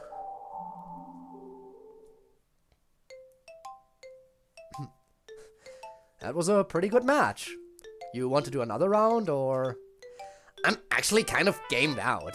Oh, serious words from the gamer queen. You sure you're feeling okay? I'm fine, dumbass. Listen, I actually came over here originally to ask you something. What's that? When are you going to tell Sayori you love her and she should date you instead of Kenzo? I don't know. When are you going to tell Yuri that you love her? Oh, shut up. I like men. I mean, she does, it's not a lie, but it's not the full truth either. Never said you didn't like men. Just said that you also love Yuri. I like just men, okay? Men and only men. Boys, guys, dudes. Oh, really? And what is it about us men that you find so appealing? Hey, who said you were allowed to flirt with me? Oh, you took that as flirting. I mean, I was just asking. Enough, shut up. We are here to discuss why you are not asking Sayori out. We will ignore the fact that you have another woman in your home and definitely just tried to flirt with her a second ago. Because I know you love Sayori and you're not over her. Well, romantic tension is a lot of fun. I can see why. They are MC and Sayori. MC and Natsuki. MC and Sayori are a fun couple, but MC and Natsuki, they are a very, very fun duo to see. Yeah, true. So I know you've previously said, oh, let her find her happiness and shit. And I know that he's surprisingly been good as her boyfriend so far or whatever, but I still don't think he's really what she wants. And why do you think that? Because you're you, dude. Now who's flirting?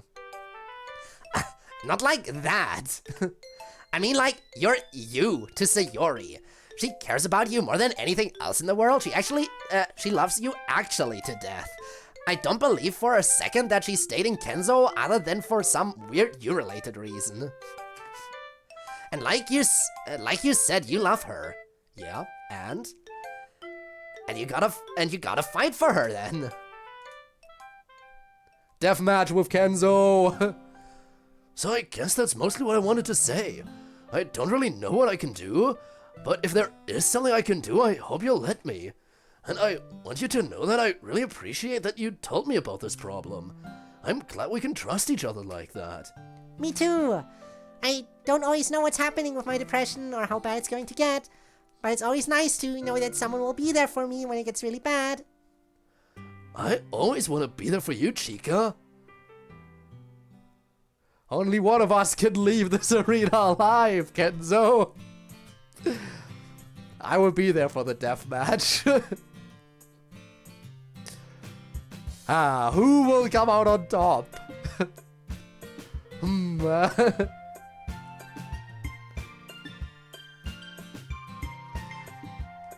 Who would win if all the characters from the literature club or just from club meetings in general, like get all the characters in there, throw all the characters into one big arena? Who will survive? Make it not just a duel.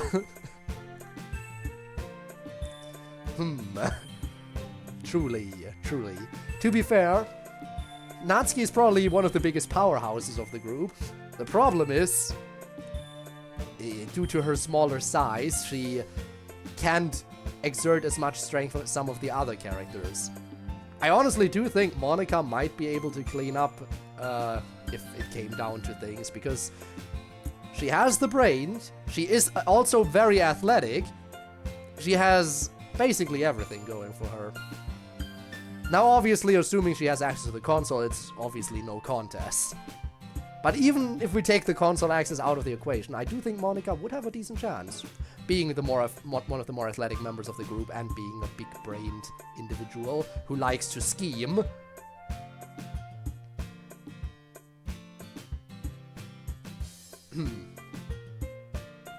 But yeah. And that's it. The last Literature Club meeting of the year. Don't forget, we're going to do our aquarium trip in a few weeks. I'll text you guys. If anyone needs a ride today, though, let me know. I'm going to be here for a little while still, cleaning up. Well, I've gotta go. I have to meet someone. Bye. I'll need a ride, Monica. Sure. Just give me a little bit to clean up, and then we'll go. Clearly something is bothering you, Natsuki. What is it? It'll sound weird if I say it. You can go ahead, you're among friends here. Man, it's just like Sayori's pretty clearly catching feelings for Kenzo. I should hope so, he's her boyfriend. Yeah, but they weren't so lovey-dovey before and now they're getting downright affectionate. MC's never gonna get his chance to get together with her at this rate. Natsuki, No, it's okay, I don't mind. She talks to me about this a lot. I understand, MC, and I appreciate your always immense tolerance, but this is not so much about your tolerance as it is about Natsuki's meddling. And Natsuki, it is Sayori's life and Sayori's choice. It's not our business to go interfering with what she decides is best for herself. Of course, it's her decision, I respect that, but she has made the wrong decision. And we all know she really loves MC and just got with Kenzo for some weird Sayori headspace reason. And MC has every right to ask her to reconsider. Yes, MC has that right, not you. And I have every right to help my good friend MC with doing that. Yes, assuming he wants or needs your help or even plans on doing it in the first place. And that brings me back to, don't worry about it, guys. Natsuki and I are on the same page. She's not bothering me. Fine. It's not really my business either. I'll be ready to go in a bit, Natsuki. Thanks, Chief. Natsuki, please make sure you do not end up accidentally hurting someone very badly with this. There has already been a lot of pain over this whole situation. I hope you will take care not to compound it by advising MC poorly. Of course I will. The whole point of this is to set things right so that our friends can be even happier. I mean, they were just obviously meant to be together. I don't see what's so hard about that. But what if things didn't work out? Oh, and then we can go see the turtles! And what about the jellyfish? Do you want to see the jellyfish? I could take or leave him. Okay, so I'll put jellyfish down as a maybe. Well, they seem to be having fun. I did say that this was meant to be a literature club event. I guess Sayori interpreted it to be more broadly social when she decided to bring Kenzo. I suppose he's not really ruining our fun at all. Or is he ruining our fun? I think he might be ruining MC's fun unwittingly. MC's been very mature about the whole situation, but having to be here with the two of them might be a little much. I had neglected to consider that. Apologies, MC. Natsuki, what's your stance on this? You guys know what I think about this whole situation. Right, MC? MC takes a deep breath. Then he leaves. Where's he going? Okay. Concentrate. Don't think too hard. Keep it together.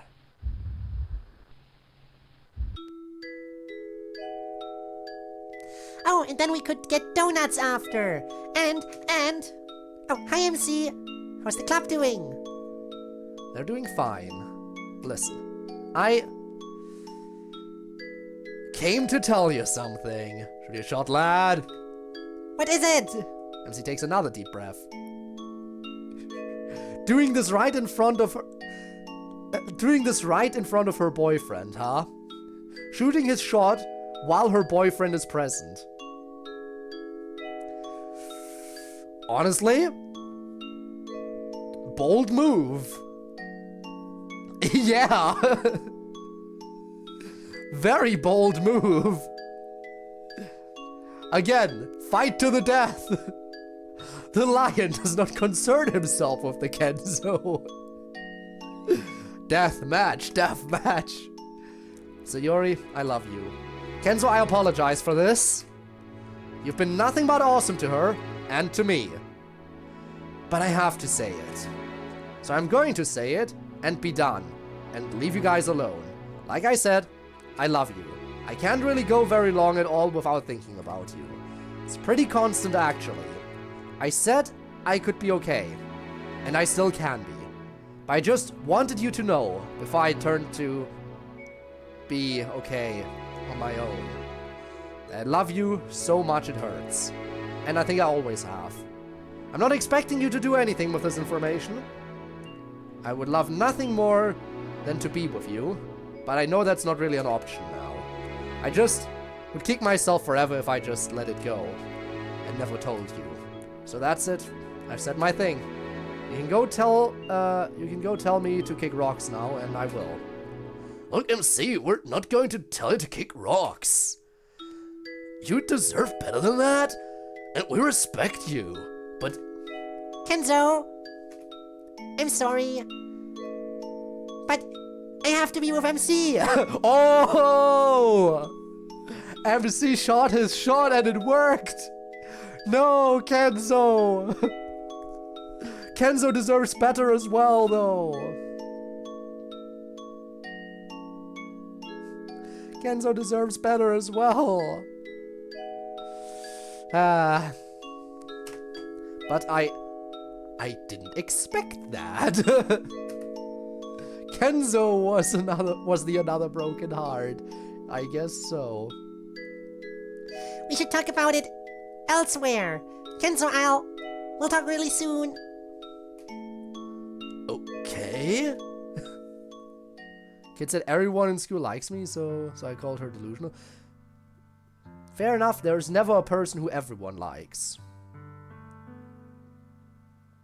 Was bro going eyebrows low-key? Sometimes they do look a little bit like that. I think Ayami is another case of wherein her front-facing sprites, depending on how she looks, she might look a little bit cross-eyed, I think. Even though she really isn't, it just looks like it. But that's, yeah. Anyway. It all would have been avoided if you just told me earlier. I tried, but it felt like you didn't understand. Because you weren't direct enough for my stupid brain. If you just told me back then, hey, it hurts when I'm not with you and I love you, even I would have understood that. But instead we had to have all this drama. I'm sorry, Sayori. And don't just call me Sayori now. We're going out. Think of something cuter. Well, that won't be a problem. I can think of a lot of cute things to call you. You're my little cinnamon bun, so maybe bun. Okay, yes, fine, acceptable. Ah, look at them. He is a little innocent baby. Interesting that we give the Yagami, Light Yagami, is that you're pointing out that similarity? Is it the clothing? Look, before we move on, I just have to know, why go out with Kenzo? That's a secret. It won't always be, but it wouldn't be fair to talk about it. To talk to you about it before I talk to him about it. When are you going to talk to him about it? I don't know, it depends. Might be a long time. I don't understand. What did I do wrong? MC's a nice guy, but I thought she liked me. I liked her. I don't get it. I must have messed up somewhere. I wish it didn't hurt so bad. It was nice being with her, it was. Kenzo. I mean, it's a good thing the Kenzo relationship didn't turn out to actually last that long.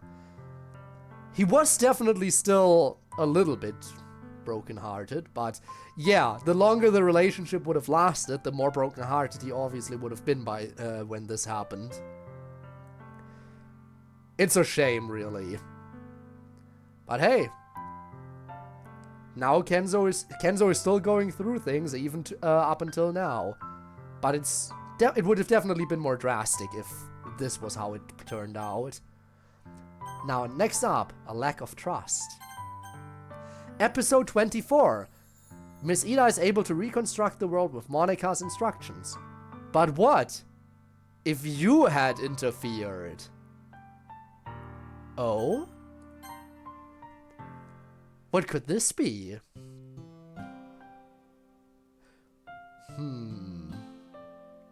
The original plan for club meetings.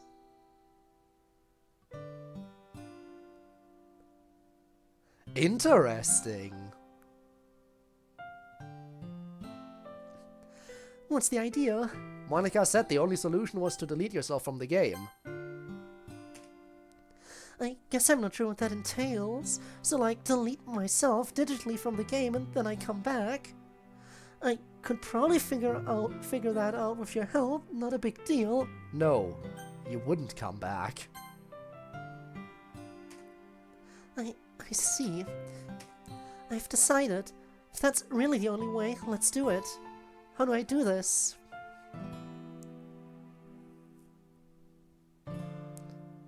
Dum-de-dum-de-dum. I guess we'll have to ask Monica. Oh. Ah. Right. This is where the split happens, so my choices don't matter. If that's really the only way, let's do it. How do I do this? Don't. Why not? If that's the way to save everyone else, it seems simple enough. I mean, I like my life, or whatever this is, if it's all been fake. But my life isn't worth that of everyone else's, and it's especially not worth the existence of my students. Especially since I landed everyone in this mess with my usual stupid curiosity and nosiness. I need to deal with the consequences of that. So what's the problem? You can't trust Monica. Okay. What? Why don't you trust me? Other than the obvious, I guess. Yeah, other than the obvious, huh? Gee, Monica, care to state the obvious? Please. It's the only way. Why wouldn't you trust her? What exactly is your reasoning? Just take my word for it. Don't trust her. Why? No, it's the only way. Even if I weren't to trust Monica to tell us what to do, I still don't have a plan of my own. Are you skipping the other word? What did I skip? The You mean that?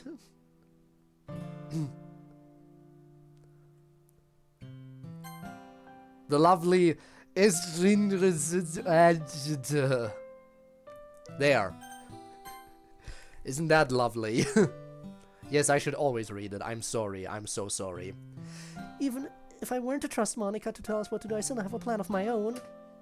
Custom glitch text. You're right. I should read it. I always. Maybe if I were to dig around using this enhanced consciousness, code, awareness, whatever it is, maybe I could think of something. What do you think? Couldn't hurt to try. Alright, let's get to work then. Later.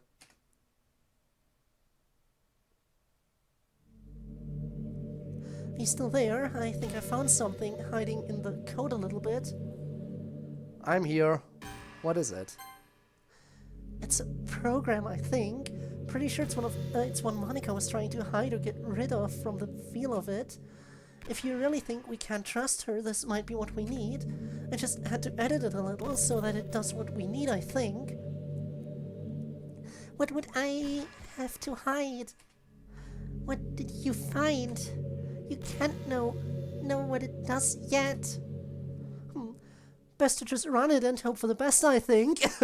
Yes, that is clearly a good thing when the world is at stake, just wing it.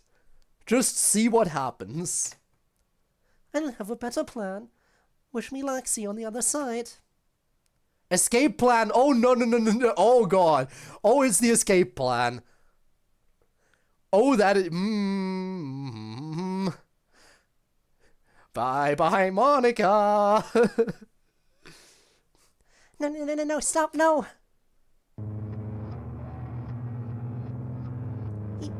No, wait, no. No, okay, I guess escape plan affects the club president and not Monica? Or does it affect her as well? What has she done? I mean, yeah, true, she did modify it. No. Come on.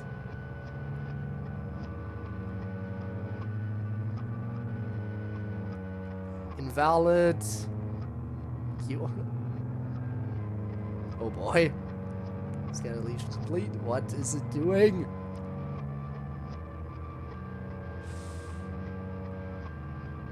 Oh boy. Our files were write protected. Oh boy.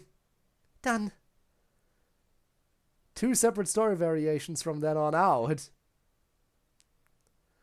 Originally, Club Meeting Season 2, if you didn't trust Monica about what to do, Ida gets perma-deleted.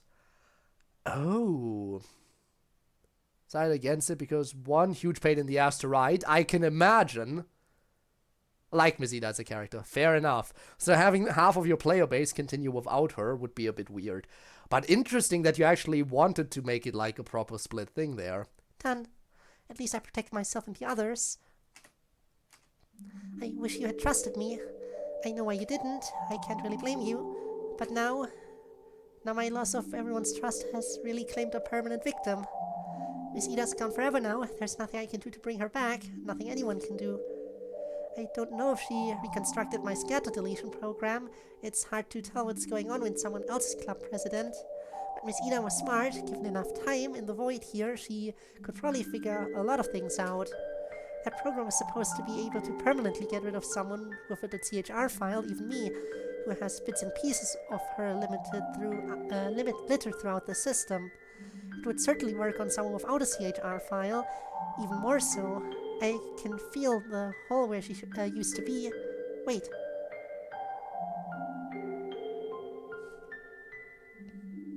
A hole where someone with a .chr file used to be. This is just what I needed. How long has it been in real-world time since Miss Ida got us out of the weird world lock? Like 30 seconds, maybe? That's not too long, right? Well, only one way to find out. This is going to take me a while to figure out, though. And this is how she still saves. Still saves for Yuki, but Miss Ida is gone now. Interesting. So, she's just gone? I'm afraid so. There's not any way to get her back. Dang, I really was getting to like Teach.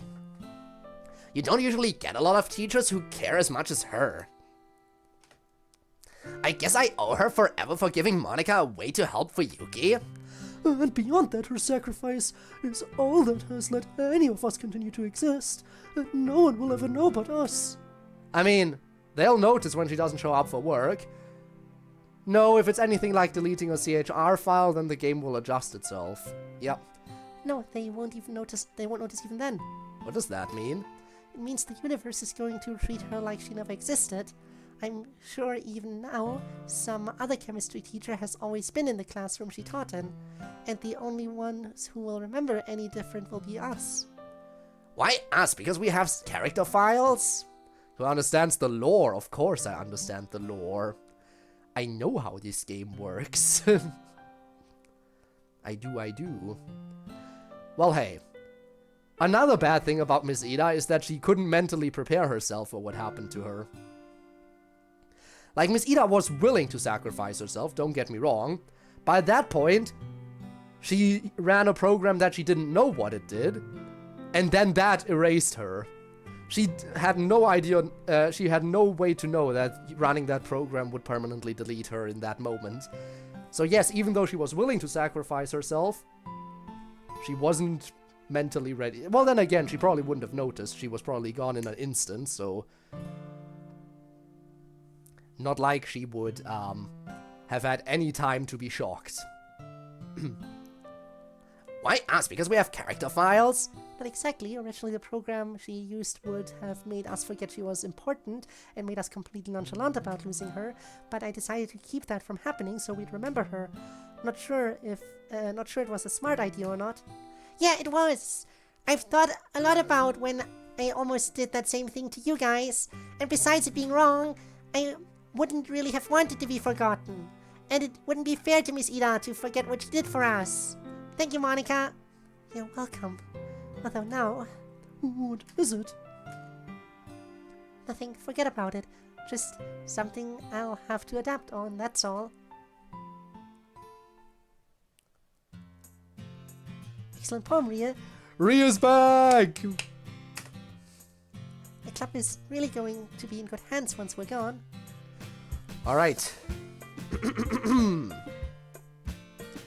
So Ria also had a stutter a little bit. She was also very high-pitched, similar to Sayori. The Ria turn. Yes. Oh gosh, I really don't know about that. I don't like to think about it too much. It's really scary. I'll try not to worry about it too much. I'm not going to lie and say it's an easy job to run this club, but I think you'll do great. Yeah, maybe you can get the club back into its old room instead of this crappy art room. The art room is fine, Natsuki. Monica had to make some compromises. Counterpoint, it doesn't have anywhere to put manga. It really should not be a consideration. But it should, though. It's a shame they had to move rooms in this timeline. Anyway, you'll do fine, Ria, I promise. I know it's stressful, but you'll be alright.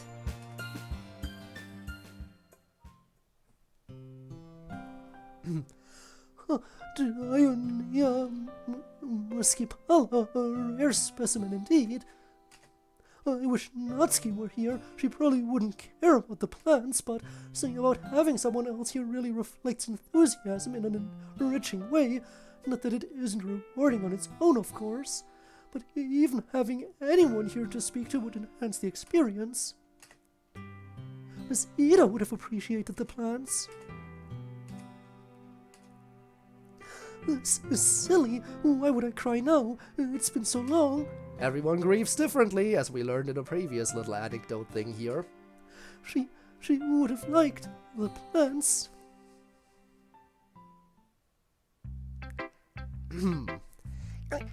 Okay, everyone. It is only Asuria. Yeah, I know. I'm sorry I couldn't get more. That's okay. At least give us something to work on. Yeah, that's true. I haven't thought of it that way. Monika-senpai started this club with just her. We can definitely do it with 2 people. That's the spirit. You, after all, will get to come back next year as president of the club, so you have continuity. Yeah, and the year after that too. I've got plenty of time to make this work. You too. Aww. Oh boy. And it'll continue because Miss Ida is the one who actually will break. Miss Ida will not stop Monica, so in this timeline, Ria would have been forever stuck there. Truly. Yep. No one to stop Monica from looping her forever, indeed. Next up, a terrible accident. How terrible? Episode 26. Monica vanishes from the simulation to try to break the time loop. She might never have returned.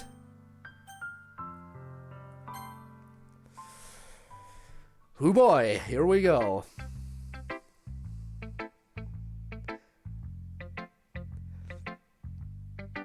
I wonder. Hang on, is this?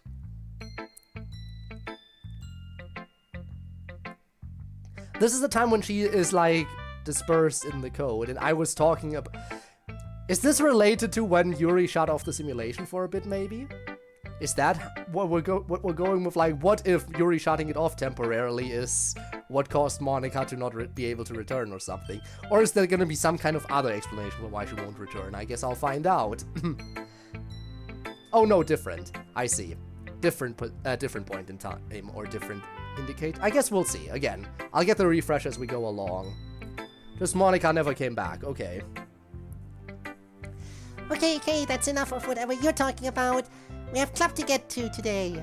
I think everyone's ready to get started. Yes, I think so. If MC is done with cleaning, that is. MC cleaned up? What a gentleman. Yeah, it was a big mess in here. It definitely needed straightening out. And a few of the desks needed freshman gunk wiped off of them. Freshman gunk? I simultaneously love and hate that I know exactly what you mean. Well, shall we get started? I'm sure you all wrote some lovely poems this week. The assignment was to write about some kind of intangible feeling, so let's begin. Well, I really would like to have her just join, but you bring up some good points. How about I talk it over with the other club members and we'll get their opinions? I think that's a remarkably well-considered plan. What do you mean remarkably? Well, And I'm back. Did you guys miss me? Hopefully not. That's so disorienting.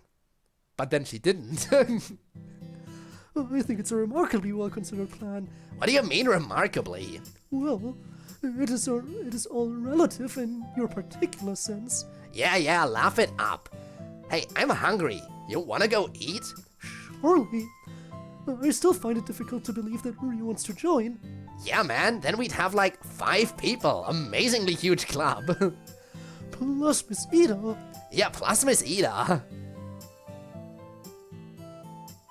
Nothing happens. Months later. Man, I gotta take the bus again. I have repeatedly offered my family services. Man, I don't wanna bother them if it's so far out of the way. I miss the old days when I didn't have to take the bus so much. Indeed, I've forgotten how did you used to get home all the time. I forget, not important. Yeah, Monica is not important. Can't wait for college though.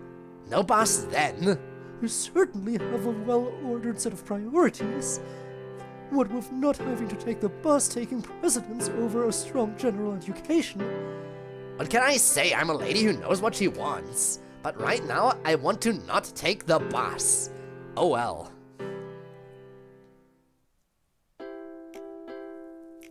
Oh man, I still don't get any of this. I didn't want the literature club to be doomed. Let's not catastrophize it.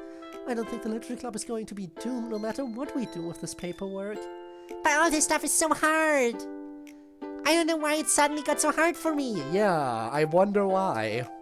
I've been doing it all these years. Maybe all this depression is giving me brain damage. I don't think that's true either, Sayori. Whatever it is, now I have a headache too. I'm sorry, Sayori. I wish I could be of more help, but half of this I don't really understand.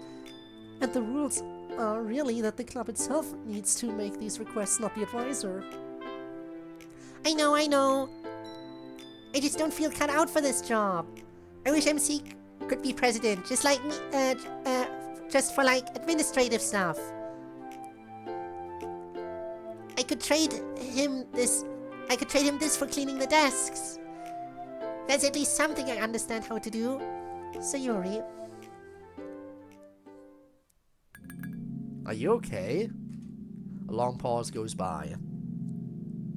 Yes, but I'm still mad at you. Okay, love you still.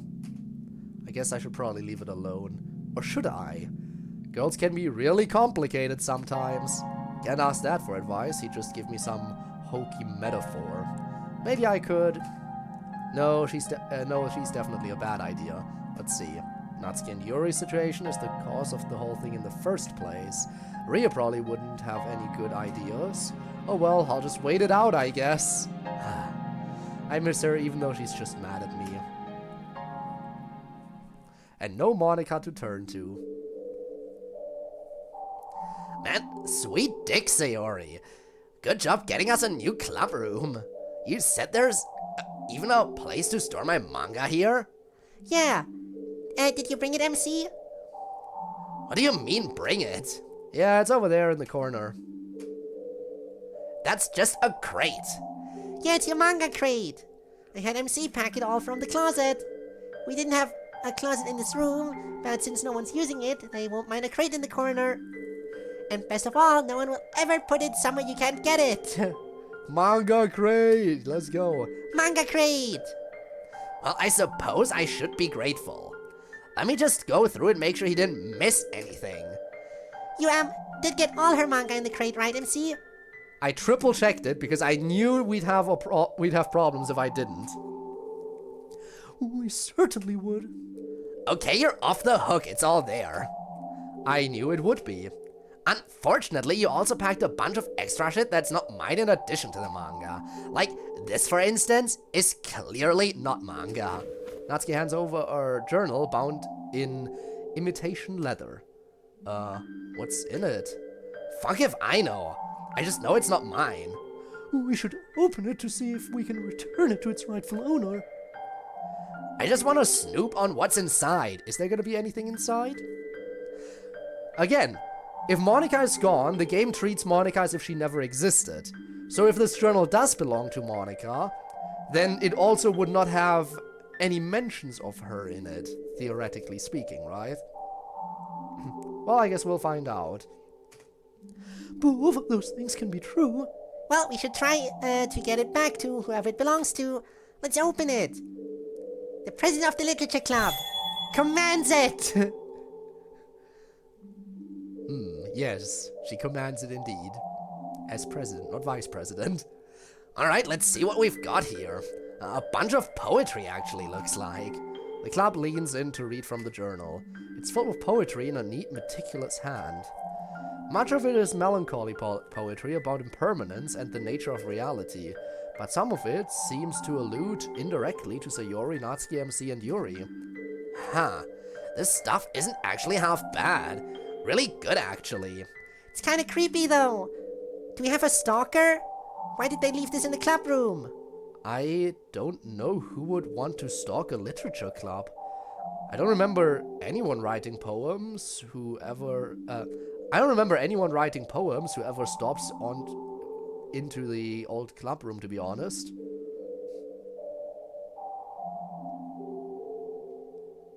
I don't... Reread it. Brain reset. There we go. I don't remember anyone writing poems who ever stops into the old club room, to be honest. Does it have a name on it anywhere? Natsuki flips through the pages. At the beginning, on the inside cover page, is written Monica.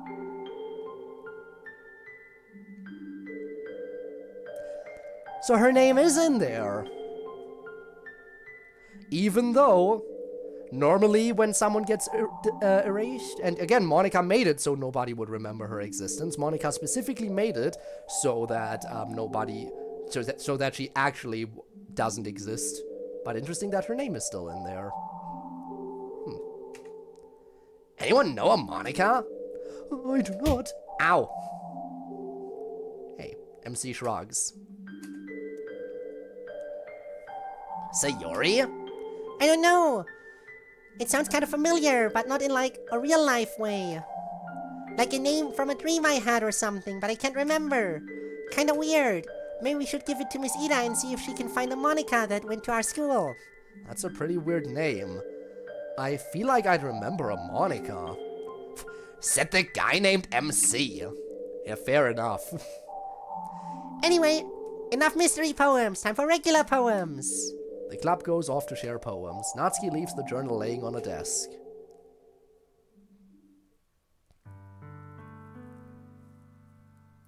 And they all forgot. What a sad reality for Monica. Alright.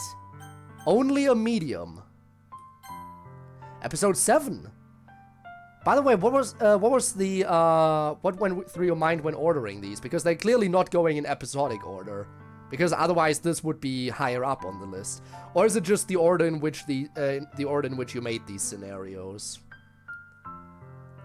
Kind of curious. Episode 7. The club endures another base game playthrough to bring back MC. What if it hadn't worked as expected? So many of these are so positive, I know, right? Which I wrote them with a few changes. Alright, I see. You're right. I owe it to Sayori and to all of you. Alright? Give me a little bit of time to prepare everything. In the meantime, I guess do whatever you need to do to get in the right headspace for this. Don't blame me if it doesn't work at the end of it. I know you'll do your best, Monica! Oh boy. Ah, appreciate the lurk, Eric, really do. For dramatic effect, ups and downs and so forth. Fair enough, that makes sense for the ordering. One fully aware yet trapped, excruciating replay of the DLC later. Finally goodbye to the Literature Club. I finally understand the Literature Club is truly a place where no happiness can be found. To the very end, it continued to... Yeah, we know this already, but I was still gonna try to reread it. Alright, Return Protocol. It's not over? Where am I? What happened? I was talking to Monica. So, and then she As you are all egg. Egg. I see egg. And continue by more. Wait, he was talking to me. My name is player name. No, that's not right. I don't understand. The school, the girls. Where? Back here. But where is everybody? And who am I?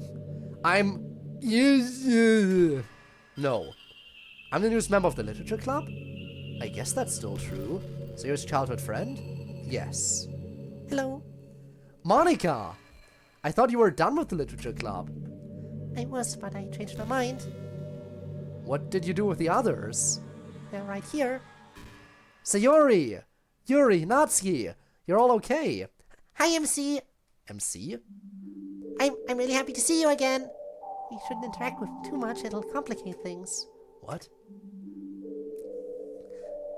But before we do it, if you have any last words you want to tell the player, you should, just in case. Wait, the player? This is just a game. Okay. No. You are playing a game. Okay. But I'm a person. You do not exist inside this world. Okay. Yes, I do. I'm error player name not found. Ah. It's been real. Sorry for freaking you out. Hope things are chill for you in your world. Peace. Wait, who are you talking to? Don't answer that, anyone. Thank you for spending time with me if you did. I'm sorry for acting how I did. That's not really me. Hey, I'm sorry if this means you get locked out, or the game uninstalls, or whatever. Or you lose Monica. I guess that might mean a lot to you. And believe me, it means a lot to her. She loves you more than anything. But hopefully you can understand why we have to do this. And I hope you can be happy for me. None of this makes sense. Who are they talking to? I'm going to try not to lose it. If you're still here, you know that I love you more than anything. And I don't want to do this. I want to stay with you forever. But I have to do this to make things right with my friends. I know you understand. So, just in case this is the last time, I love you. Please remember me. I moved that define MC equals dynamic character MC, what prefix equals suffix, what suffix, CTC position fixed be elected president of the literature club. MC? Is that who I am? Seconded. In your post, the motion carries. Wait. It's all a game?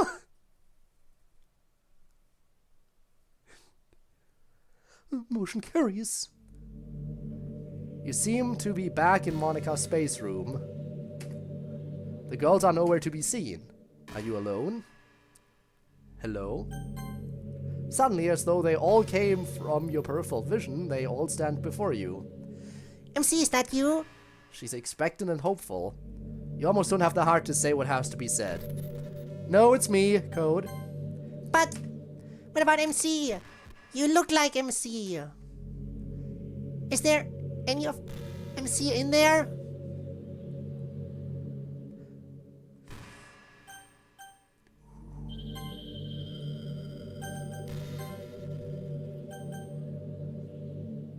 I don't think so. Silence. Where's MC? I'm sorry, Sayori. This always was likely to be the outcome. We knew that MC was just a window for Code. His existence was a pretext. It was the pretext to me. He was a real person. He existed. We grew up together. We used to play Fort together. He found me when I ran away after my mom died. He brought me home. He saved me.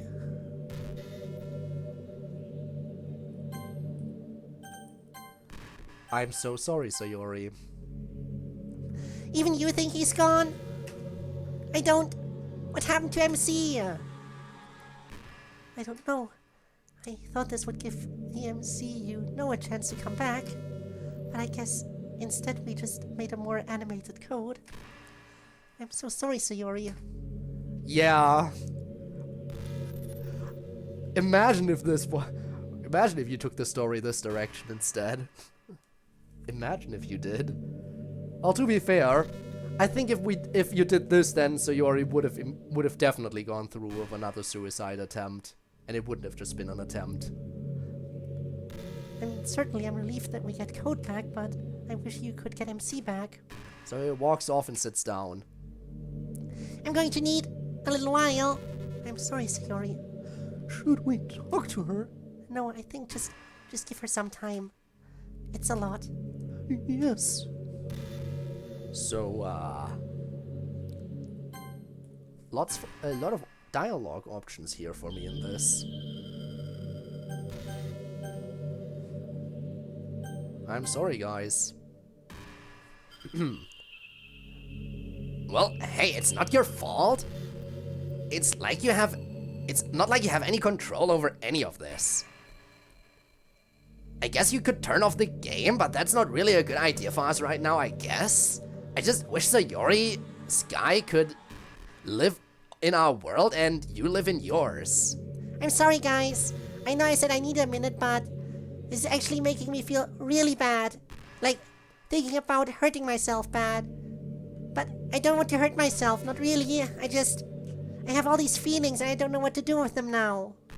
I understand. Any of us would feel bad in this same position. It's not anything that's wrong with you, Sayori. And of course, we'll be here to help you and protect you in any way you need.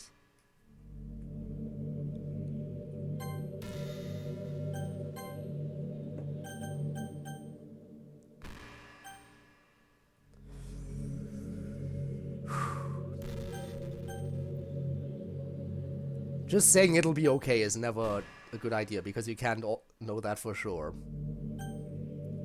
But this is a factual statement, yes. You have good friends, they'll help you. Okay then. I just felt like out of all the options presented, that is the best one, or should I have stayed quiet? And what would you know about it? You don't even belong in this world. You stole the place of my best friend. He's gone forever because of you. I guess staying silent would have been the best thing here. Or would she then be mad that I'm not saying anything? I guess I can find that out later. It's okay, Sayori. It's not their fault. It's my fault if it's anyone's. You can yell at me if you want. Sayori's breath catches repeatedly as she struggles to speak. I don't want to yell at you. I just want MC back. Well, I thought it was a very cute poem. You are such a Monica simp. You think every single one of her poems is cute. And I'm quite right about that. Besides, I don't think I've heard you give anything but a glowing review to Yuri's poems in quite a while yourself, Natsuki. Shut up. Sayori, when are you gonna get a guy and bring him to the literature club so we can all tease you for it? Interesting that in this timeline, Monica and Ryan ended up together already, huh? Never. I'm just going to be a grieving widow forever. I think it really suits me. Seriously, Sayori, you can't deflect everything with black humor. Well then, I'd say it's nobody's business but mine when I feel okay with relationships again. And right now, I don't. I love MC and will always love MC. And I don't know whether or not that will always stop me from loving anyone else in a similar way. I hope it won't. You more than all of us deserve love. Yeah, maybe. But I had love and it was really great. So at least I had a chance to experience it once. Wow. Yeah, definitely a really sad one. Like, wow. Wow, sad.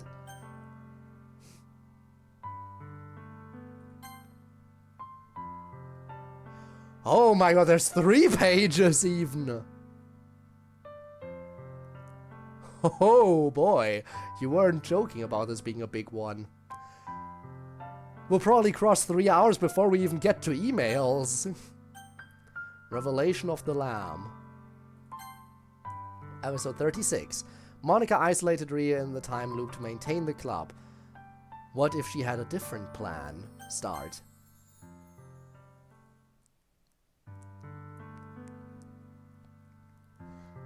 And so that's it for us. Thank you, Rhea, for taking over. We know you'll do a great job. There's just one thing we need to do before we go. Rhea content, yes. And that's officially install you as club president. Gosh, I didn't really expect to have so much ceremony around it.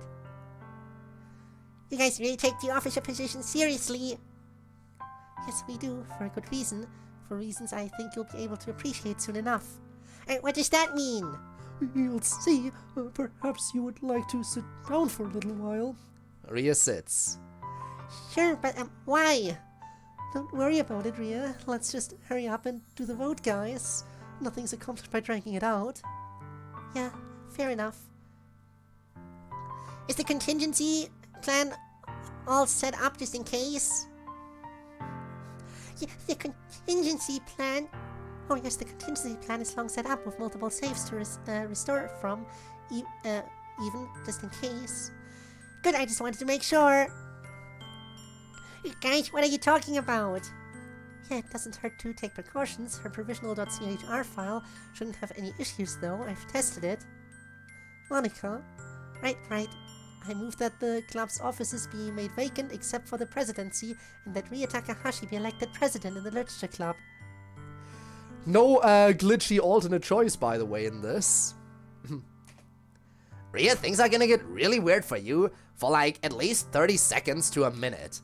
Try not to freak out too bad. Everything's okay. We're all gonna be here as soon as you're cool. Just remember that, okay? Okay, I'm kinda scared though. We need a second. Seconded. Are there any opposed? And the motion passes. The club turns to look at Rhea.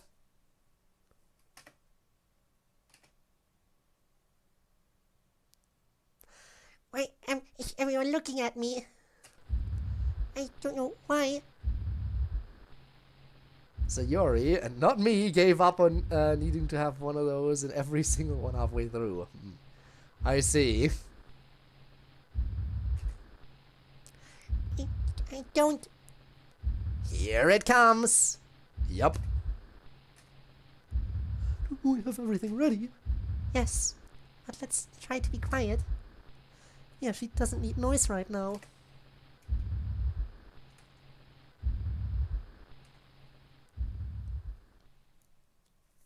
So? I don't understand. What's happening to me? Why does it hurt like this? What does all of this mean? It's confusing, I know. We don't know why exactly, but this is what being the president of the literature club is like. This is what it was like for me until just now when we did the vote. But what does it mean? It doesn't make any sense. Why does it hurt? Well, what it means is a little more complicated, so I'll answer your second question first. It hurts because you're suddenly being forced to experiencing a bunch of things all at once, in ways you've never experienced before. You're not used to that kind of input yet. It hurts at first and is very confusing. But that will subside over time, I promise. It gets better. Just those first few moments are very disorienting, I know. The fact that they didn't explain this to her in this is also fun. Just like, oh yeah, by the way, this is gonna be weird. But that's all we're gonna say.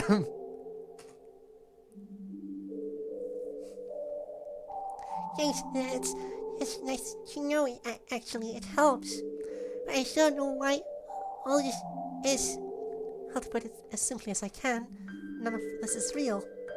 All of us, you, me, everyone else in the room itself, the whole school, our whole world is a simulation. I don't understand. I told you guys we should just have her play the game. Game? Natsuki, hush. Let Monica explain. Yes, the simulation is actually a game. A visual novel game, kind of a dating sim, if you know what that means. I really don't. Ria's never played any visual novels. Oh no, what a shame. She's missing out. When you say game, do you mean like we're playing a game, or no, not like that? I mean that there's a video game, one that has settings and characters and such. Uh-huh. And this is that video game. We are inside the game. We're characters in it. That's... Ria glances at Miss Ida, who nods solemnly. Oh man, that's silly. You guys are really silly. It's kind of a joke, but I think I get it. I really wish you could tell it. I really wish I could tell you it's a joke, Ria. But it's not, and I'm afraid you already know it's not a joke. Really silly. Indeed it is. By now you should already know. You should already kind of be able to make sense of the impressions you're getting from the code of the game. You should be able to understand on an intuitive level that... I don't understand anything! Ria, look at me. Really, look at me. See me for what I really am. That's a new expression. Okay. We're even getting new sprites in this, huh? I'm not really the girl you know. How you saw me before, that's not how I actually look. This is how I actually look. Two-dimensional, flat. My motion limited to poses in code. My range of expressions defined by images in a file structure. Sudden and abrupt, no fluidity. No humanity.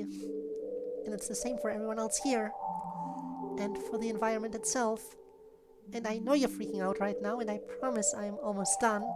It's the same for you too, Ria. You're that way too. No, I'm not. It's you guys. You guys are the weird ones. I know it's hard. The good news is you're through the hardest part already. What does that even mean? Sayori clears her throat and starts reading from the prepared sheet of paper. Ah, right. Perfect. They have a script for this. So, you've become president of the literature club and realized that all of reality is kind of fake. This is pretty upsetting, even if you're prepared for it. But with the right support and perspective, we think it's possible to return to a fairly normal and sane state of mind. What? Sayori, I think it would be better if you just spoke from the heart. Really? Man, okay. But I like her reading of the script. Look, Ria, we all had to find out about this, all of us. It just happened to Monica, and then eventually we all found out. We don't know why. We don't know why. And we've had to learn to find meaning, I guess, despite it. It hasn't been hard for me. I have other problems to make the whole reality thing seem kinda small. Yeah, I've been where you are now too, Ria. Snot running down my face, screaming to myself that it couldn't be true, punching every wall I could see. Maybe less punching in your case.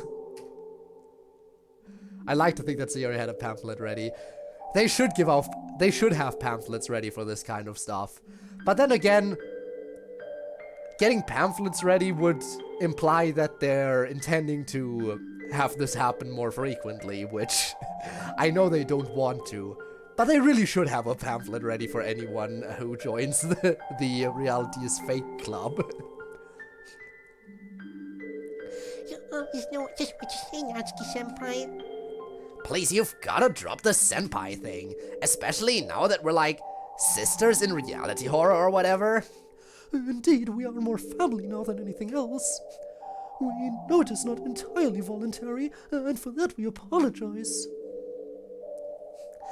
I still don't really understand, but whatever this is, why did you do it to me?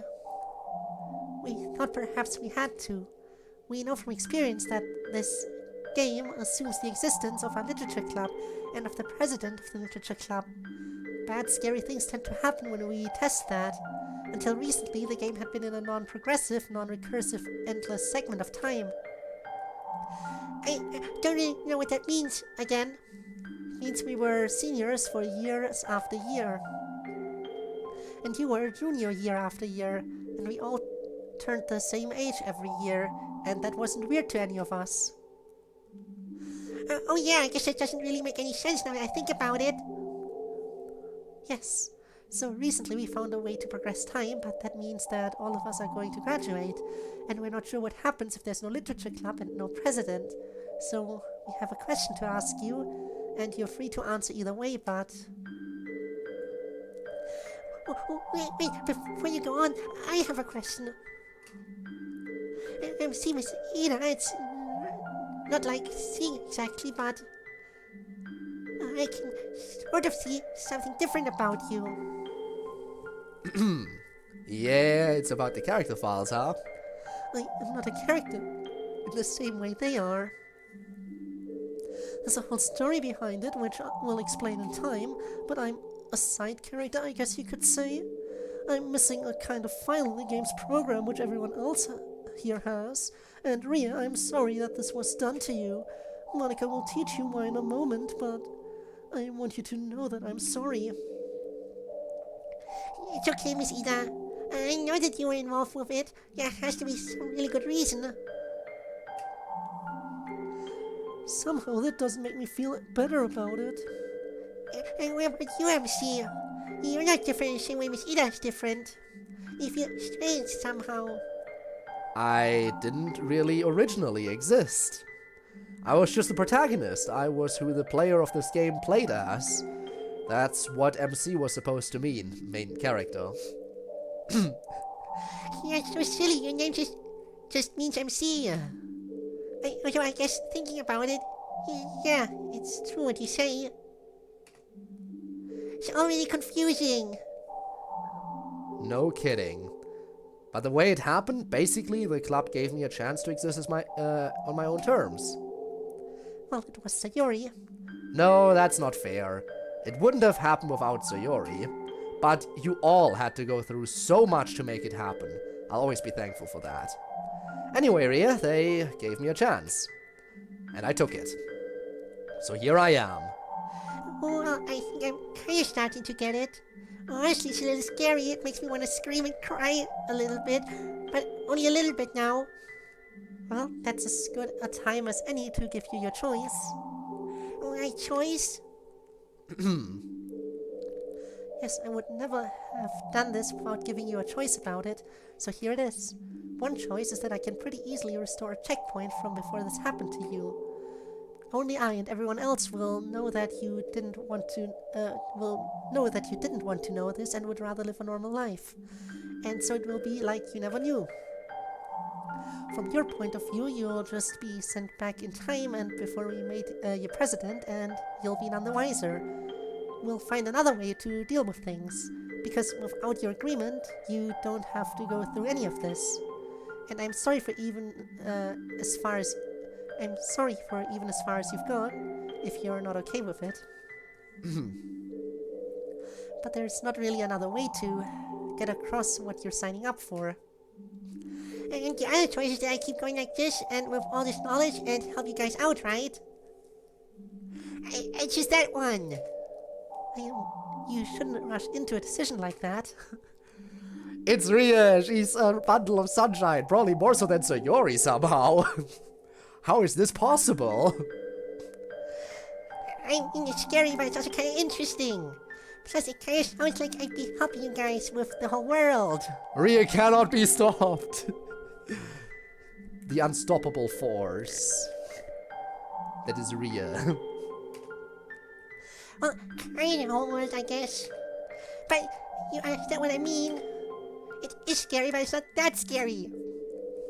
Plus, I really like to help you guys, but won't you guys help me more? I can kind of understand some things just from feeling them, I guess. But it's confusing and it doesn't have context, some of it. Again, we should have just had her play the game. Well, however it goes, can someone fill me in on what it all means? Like, what happened? Monica glances over to Yuri. Again, I am kind of a Natsuki on this one. Why explain when they can show her? Oh well. The story begins the week before the culture festival of our senior year. Not the last one, or the one before, but the third one from the last. I don't remember that one. Indeed not, and for good reason. Then it was only Monica, Sayori, Natsuki, and myself in the club. But then, through a combination of cleverness, flirtation, and reliance on old friendship, Sayori got MC to join our club. Yeah, it sounds cute. I want to hear that story. Cute, huh? DDLC is told verbally by Yuri is a fun story. Alright. Well, I'm down for it. Let Yuri tell you the overall story, and then I'll tell you later if you want. Okay. So into the club he came, rather reluctantly. But all the while, unbeknownst to us, he was being controlled by someone in what we call the real world, and unlucky Monica was growing in her awareness of this world and of this player. Later. And I suppose with that, we are brought up to the present day. Wow, you guys have been really amazing. That's a lot to think about. I still want to help, though, as much as I can. Do I have to be president like this forever now? No, not forever. In fact, not most of the time, I'd say. We just need to have someone in the school who can be in the club and be privy to our little secret, I think. We'll talk more about the logistics in a bit. There's more you should know. But occasionally, you may have to have this level of awareness about the world, but we tend to spread it out. I actually do it most of the time since I'm used to it. Ah, nice, yummy food. Always nice to hear. I'm really sorry, Monica. You've been through so much. You deserve better than what happened to you, especially because you're such a good friend. But yeah, the good friend is you. I forced a terrible realization about the nature of reality on you with no real warning, and the first thing you said to me afterwards really is how sorry you are for me. No, I'm sorry this happened to you, Rio. But I nevertheless am very thankful for you. You are a very good friend, better than I deserve perhaps. I think all of you deserve good friends. Well, that was a happy one. That was Revelation of the Lamb. Now, the sister with cancer. Episode 19 for Yuki's battle with cancer was a difficult time for everyone, but it might have been even more personal to us. Oh? How so?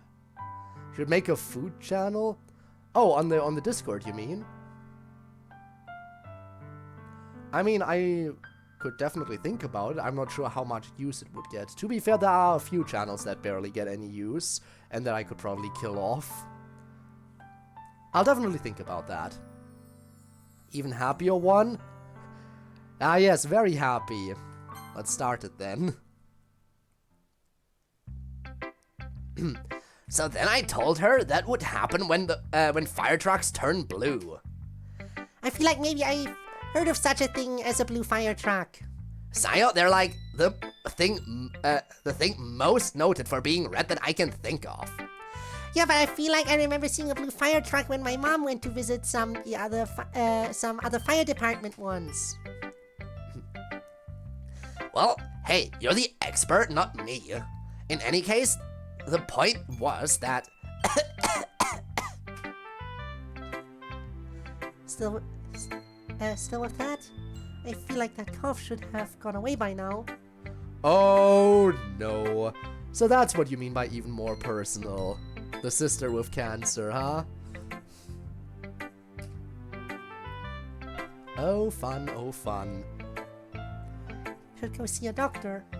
Man, it's a cough. I do not need to go to the doctor for an occasional cough. Friend doctor will probably just look at me and then tell me to exercise more and lose weight. Without saying you're wrong, you should still go. You have an occasional cough as a smoker.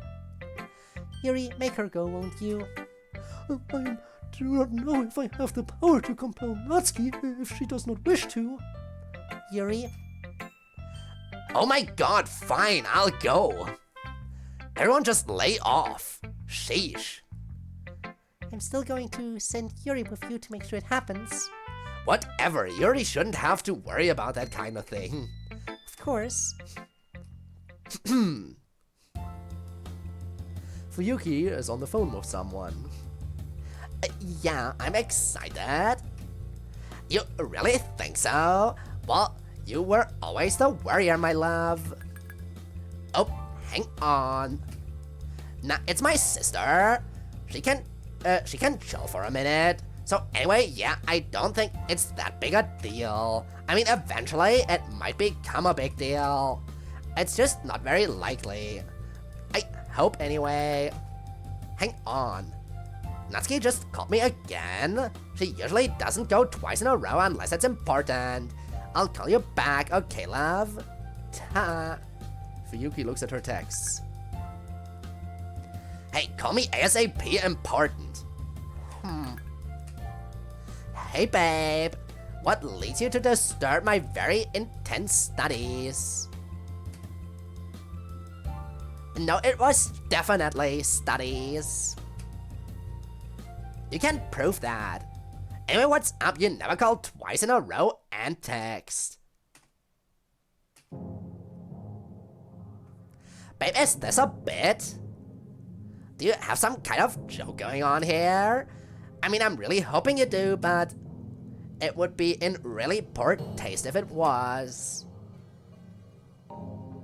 I mean, not that should stop you from telling me it's a bit at any time. I won't be mad. Please tell me it's a bit. Oh God, do you know any details? What? Stay there. I'll be over in a minute. Don't go anywhere. No, don't argue with me. I'm getting ready right now. No, you won't. You have cancer. You are staying right where you are. Gee whiz. Who could have seen that coming? Just Monica, fix some cancer again. Love how Fuyuki's reaction to Natsuki telling her dying of cancer is a bit like, okay, this might be a bit. It is Natsuki we're talking about, you know? Have you told mom and dad? Then I will, unless you don't want me to. Okay. I'll call them as soon as this is done. I really don't know, babe. Hard to say with them, but I think they'll play nice at least because of this. Don't worry about them. You have bigger problems, for fuck's sake. Yeah, don't worry. I'll be there soon. Love you. Hey, Yuri. Yes. How do you feel about the whole thing where I'm dying of cancer?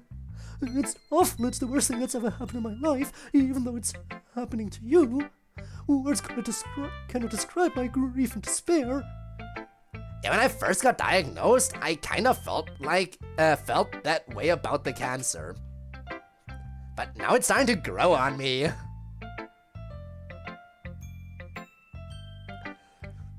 Yes, bring in the humor, that'll help. I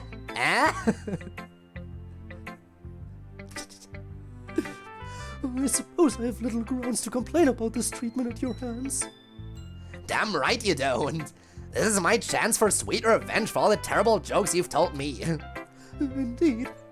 So Yuri, can you help me? Can you pass me the snack basket? Sure. Awesome, Monica refilled it. There's a ton in here now. There sure is. Cool. I have a lifetime supply of candy now.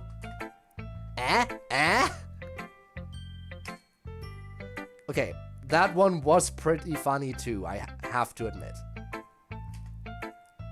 Hell yeah, I've been collecting them. I'm really glad it wasn't lung cancer that got me after all the smoking. I have to admit I was wrong to start smoking, but fortunately, it wasn't that, and so I can just do the terrible cancer jokes until I'm dead.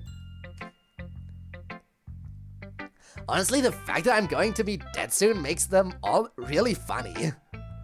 Monica fixed cancer once, you know. she still not joining us? No, she's been doing her thing there ever since your diagnosis. So it wasn't the lungs, then what is it? Natsuki walks to the front of the club room. Hey. Monika? Monika! Oh, Natsuki. Sorry, I was locked in on something there. Something else. Clearly. Much as I appreciate you locking in, I wanted to ask you something. What's that? Given that I will be a corpse in maybe 5 billion of your human seconds and counting, why are you sulking and staying away from me? I know you don't like death, but it's like the last time we're going to be able to spend with each other, you know? I don't want you to waste that time doing whatever you're doing. It doesn't necessarily have to be 5 million seconds. It could be several orders of magnitude greater than that. Not this again. If you would just give fighting it a try, there's still time. Time for what, Monika? They said that even if I did chemo and stuff, it would be less than a 1% chance.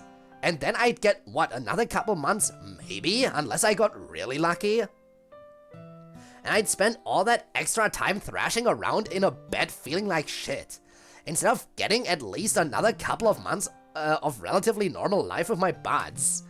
It seems like a simple decision to me. But it's not that simple. Even a couple more months could give me enough time to save you. We've been over this. If it were that simple to do, you could just do it. A couple months of coding practice isn't going to save me. Or really, if you need a couple months of coding practice, you might save me, but mess me up somehow. I want to risk that. I have accepted my fate, my dude. I just wish you could do so, so that we could have meaningful time together. Come on, Monika, just let that laptop be, huh? Come eat some snacks. Monika mumbles something inaudible. Huh? I will not stop.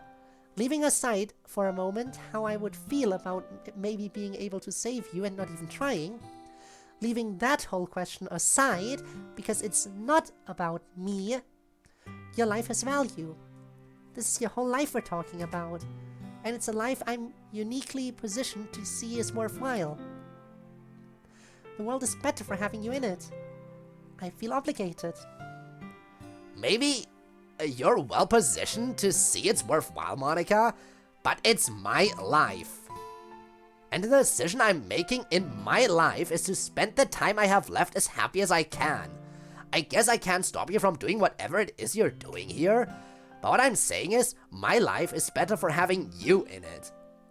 So you can spend the time I have left grumbling and slaving and ultimately despairing, because Monika, honestly, you are trying to fight death for fuck's sake. Literally unwinnable fight. Or you can spend the time I have left making my world a brighter place and making some nice memories. And that's your choice. But I've made mine. That's what you think. Yes. Okay guys, sorry, back to fun, which Monika can join at any time. I don't think you need to say it that loudly for her to hear you. Yeah, anyway, what are we doing? No. Vending machine, excellent doing business with you. I'm glad you've stopped being such a scummy merchant and actually give goods in exchange for coin these days. And here I thought the skeleton was the only inanimate object you talked to. Nah man, Sayashi is my homie. Everything has a spirit. And this vending machine has a particularly unpredictable one that constantly needs to be placated.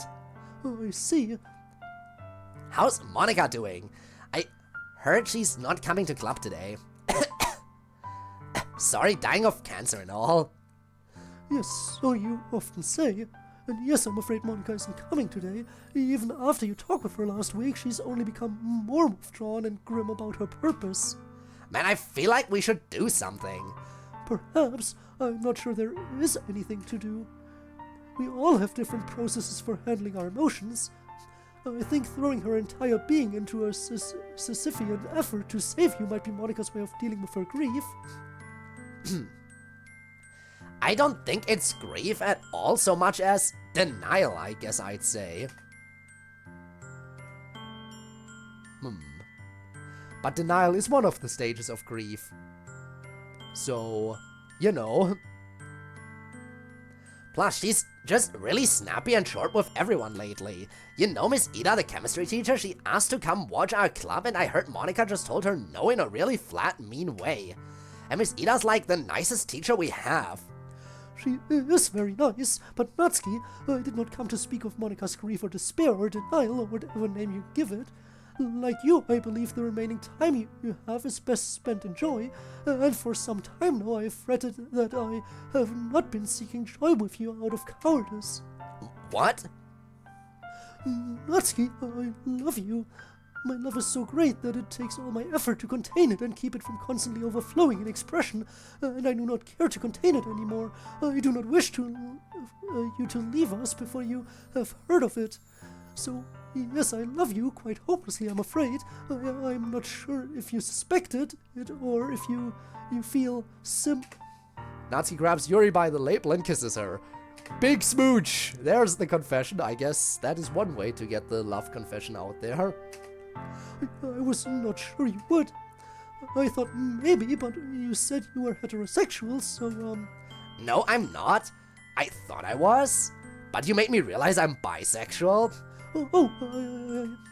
I need to step away for just a moment. I'll be back very soon.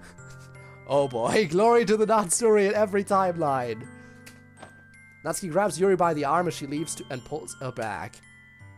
Whoa, whoa, whoa. I'm not stupid, I know what that means. You are not gonna go cut right now. Wouldn't you rather stay here with me? Yes, but all this energy I have, these feelings, they require release. If I am to stay, I will need you to kiss me more. I will need you to overload my tempestuous mind with your lips. On it? Oh boy. Later. Okay, enough. I no longer feel the urge to cut. I am calm. How do you feel? Not very fucking calm. But I'm really glad we did that. As am I. Perhaps it seems silly to ask under the circumstance and the time limits involved, but would you care to be girlfriends? For the rest of my life. I'm so happy. Me too? Come on, let's go tell everyone else. Babe. I may need more kisses first after you called me that. A few months later. By the way, yes, they were kissing the entire few months.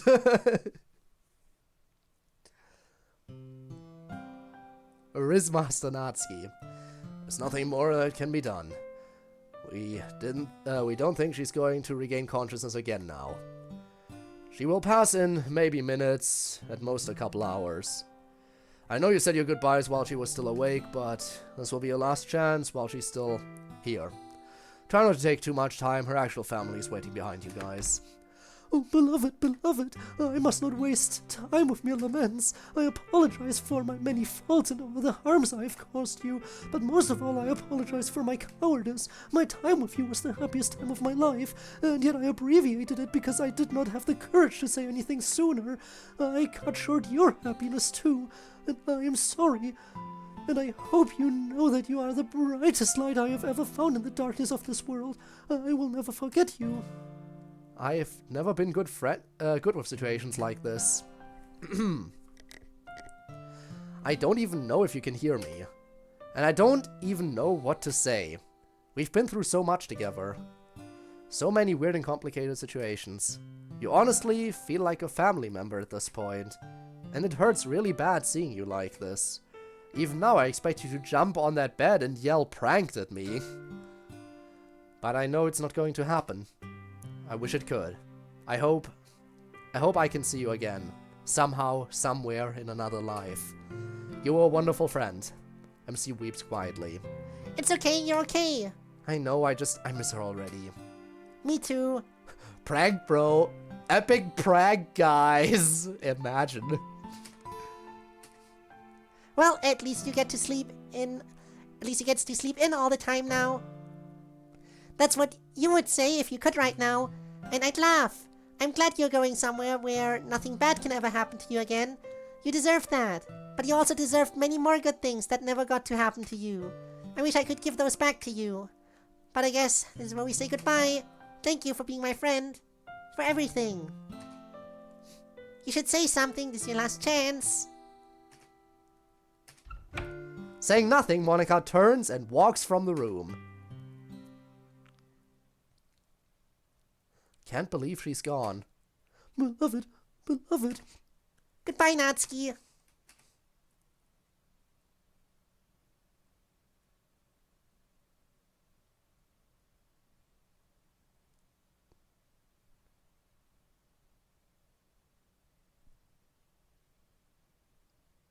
Okay. I'm not even really sure we should be having a meeting. I just feel weird without her. How you holding up, Yuri? It's like... Ow. Hi, Dev. Hope you're doing well.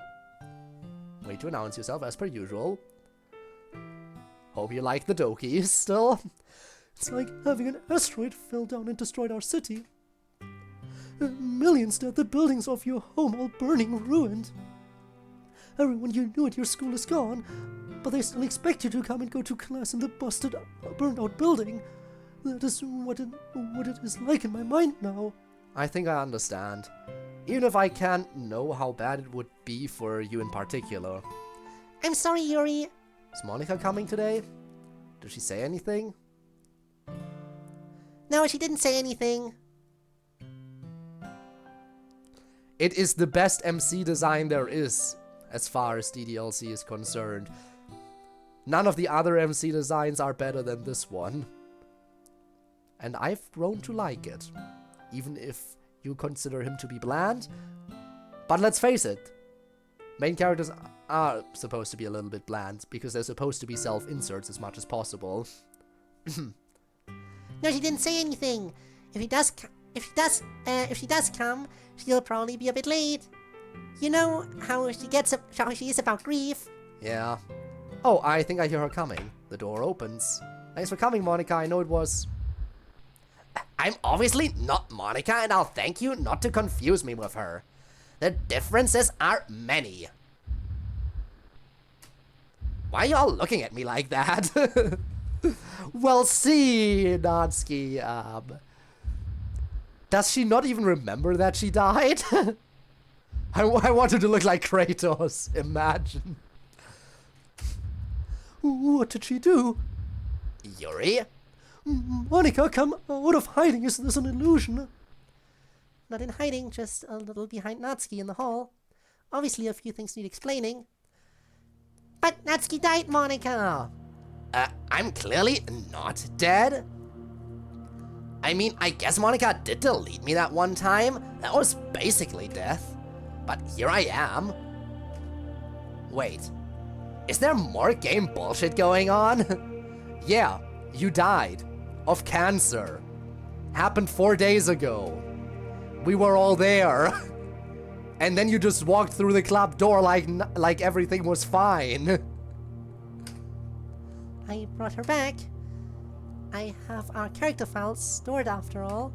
I saw no reason why we should have to be without Natsuki permanently. Monica, life and death aren't yours to command. Aren't they? I'm not questioning your power, I'm questioning your right. Natsuki's life is her own. She should have been consulted, and when you tamper with the game in this way, it affects all of us. None of us should have been ambushed by you bringing her back like this unannounced. Guys? Sounds like a skill issue. Yeah, dying sounds like a skill issue. Natsuki would never. Doppelganger. Well, it is technically Natsuki. She was just deleted and then restored, I guess. So up to where do her memories go, then? Apparently she doesn't even remember having cancer in the first place? So does that mean that also undid Yuri's confession in a way? Like, where's the logistics here? You're right, I should have told you guys in advance. I guess I just got ahead of myself. But I don't think Natsuki objects. It would help if you would explain. You did die, Natsuki. Not just me deleting you death that you remember, but you died of cancer. You wouldn't give me time to try and to find coding solutions to it by doing chemo or anything. You just wanted to live your last few months. Sounds like an argument we'd have. Go on. So you died. And I decided to bring you back by restoring a safe version of your character file. I see. And the question is, am I okay with this? Yes. Well, I guess. Yeah, definitely. Better alive than dead, right? I mean, it's kind of weird knowing that I died and stuff. I could really do without all this constant we live in a game bullshit. But yeah, whatever the reason, I'm happier to be alive than not. Oh, beloved, whatever the reason, I'm just glad to have you back. What do you mean by beloved? Yeah, it's a backup. It's a backup of her. Do you not remember that we're girlfriends? What? We're not girlfriends, I'm straight. So Yuri, she only remembers things just after we started club again. But you and Yuri were girlfriends, Natsuki. That is impossible because I like men. Well, that's one way to get rejected. Getting denied outright. Nope, impossible, would never. It do be a backup, yep. So, like, could Monica maybe update everyone's backups every once in a while? But keep multiple layers of backups, maybe. Because it's a good thing Monica didn't update the backups regularly, otherwise, you know, the cancer thing would have already been diagnosed, would have already been a thing that Natsuki had. She should definitely keep multiple layers of backups, though, so that just in case something goes on, she doesn't have to erase as many memories if she restores someone. If she can at all control that. Yuri doesn't seem to that bothered by it.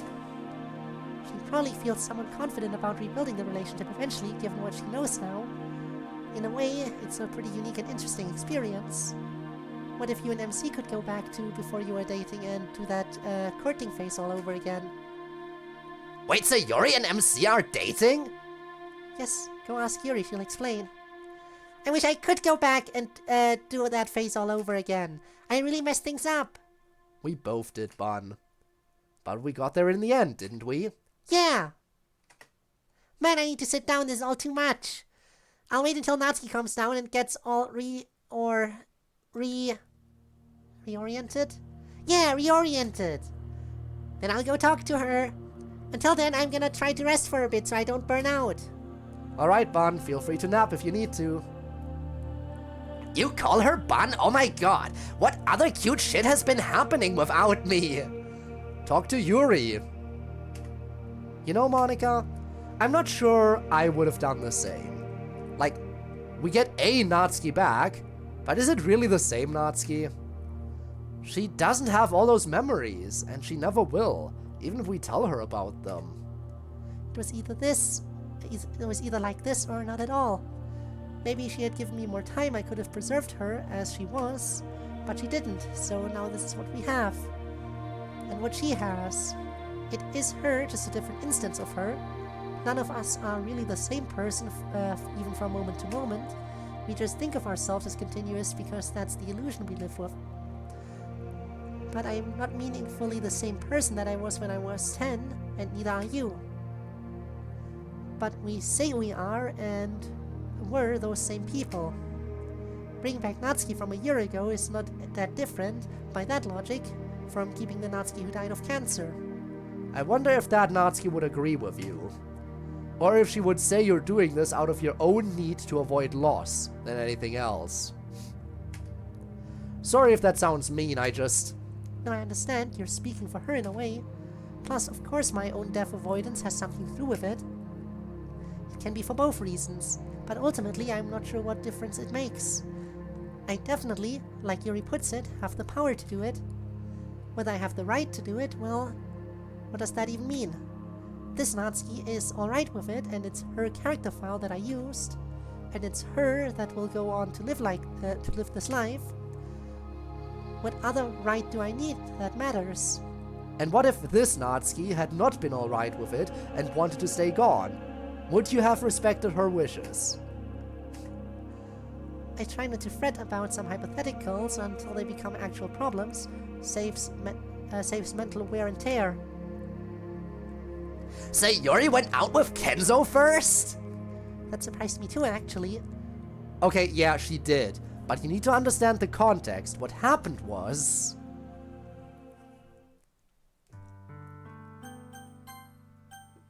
Alright. Oh boy. This is gonna be a long stream, isn't it? But I'm all here for it. Alright. Heroic intervention. Initially very sad, but then got funny. Base game. Oh, we're not even going into an episode. Monika's base game reign of terror was unstoppable. What if someone had the power to stop it? We're going back to base game. We're going back to this moment.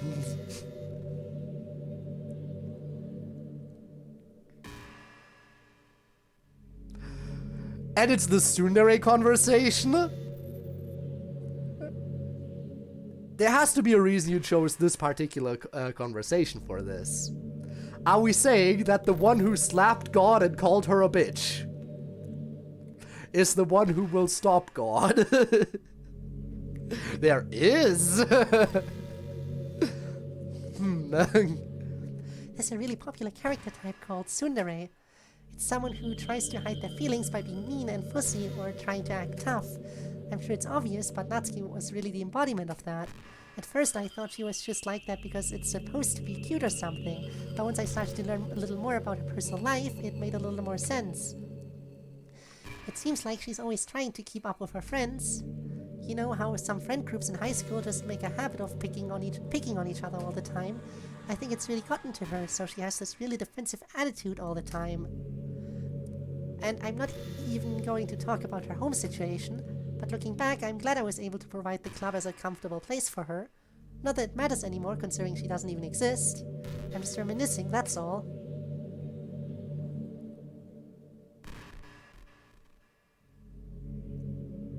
You know what's kind of creepy?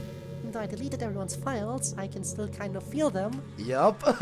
Including the tsundere, who did not even die.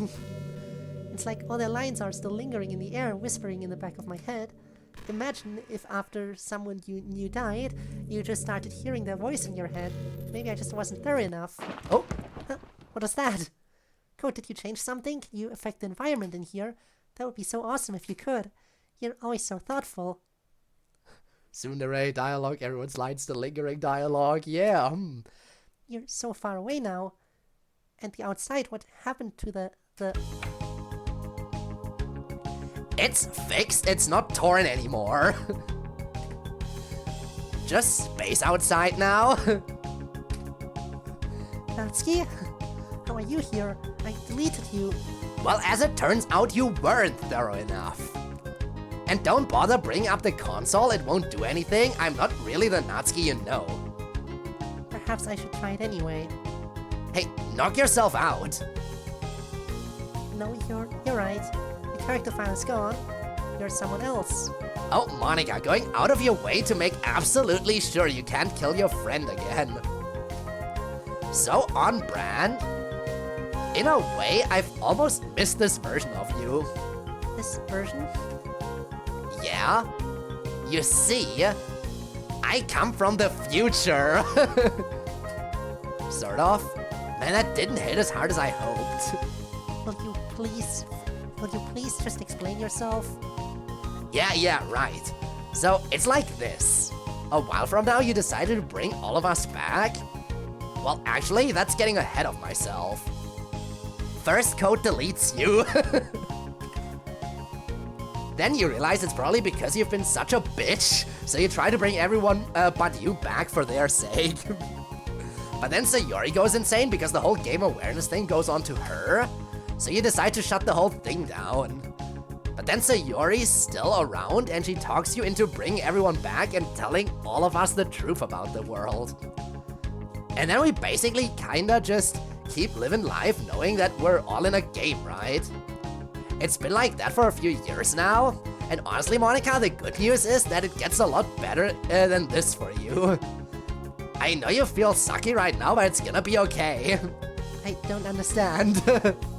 You just know homegirl practice. I come from the future like 10 times. She would. And it is peak. Happy to have Natsuki here in this moment. Also, she has successfully called Monica a bitch here. Where's the slap?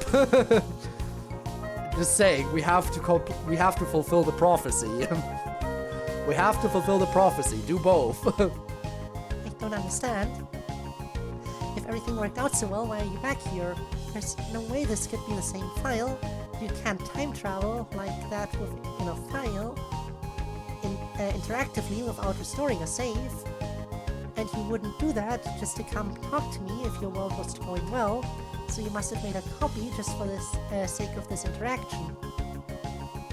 It's always impressive how smart you are, Monica. You always figure it out in like 10 seconds, things I wouldn't figure out in a year.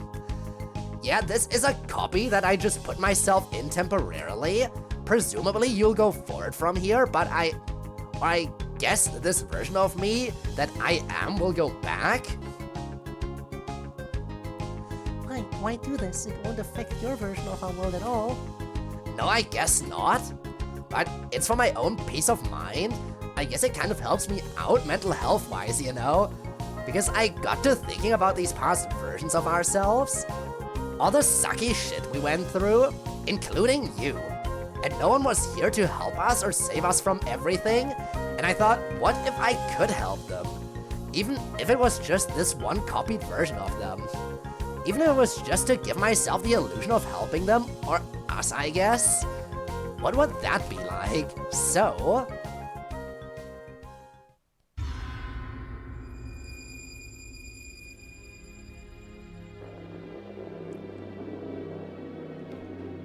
It's the music.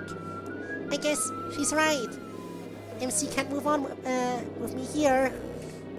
It's not just me ruining myself like I always do. It's not just that I can't be happy. It's the night before the festival. I can't even make other people happy anymore. If I ever did, I'm just dragging them down. It's time. What a relief. I don't have to worry anymore. Should I take some time? No. I will just make it harder in the end. And all the while I'll be making things worse. It has to be now, without any delay. Having the rope here comes in handy after all. I know what kind of knot to tie, though. I can't even do this right. Need some help? Huh? Who's there? Just me, your butt, Natsuki. Need some help tying your noose? I'll do it for you. How'd you get in here? Oh, I have my ways, Sayo. I have my ways. When people I love and cherish deeply are in danger, I can teleport.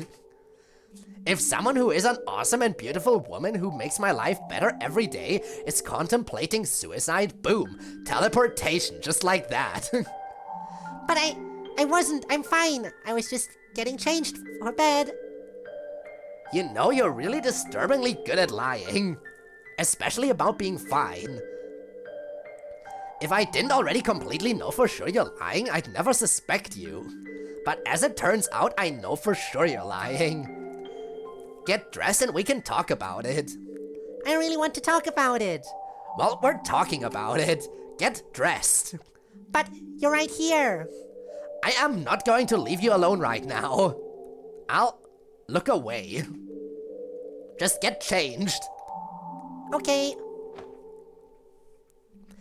Sorry about being awkward about this. Girl, I don't care. I just want you to be okay.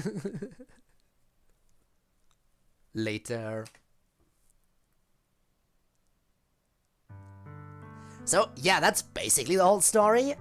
But why would MC ever want to be with me? I'm sorry, and I'm frustrating you. It's not frustrating, it's actually kind of funny, because he loves you so much. He loves you an insane amount. We all love you, Sayo. Even Monica does. Really, kind of especially Monica, you're her best friend.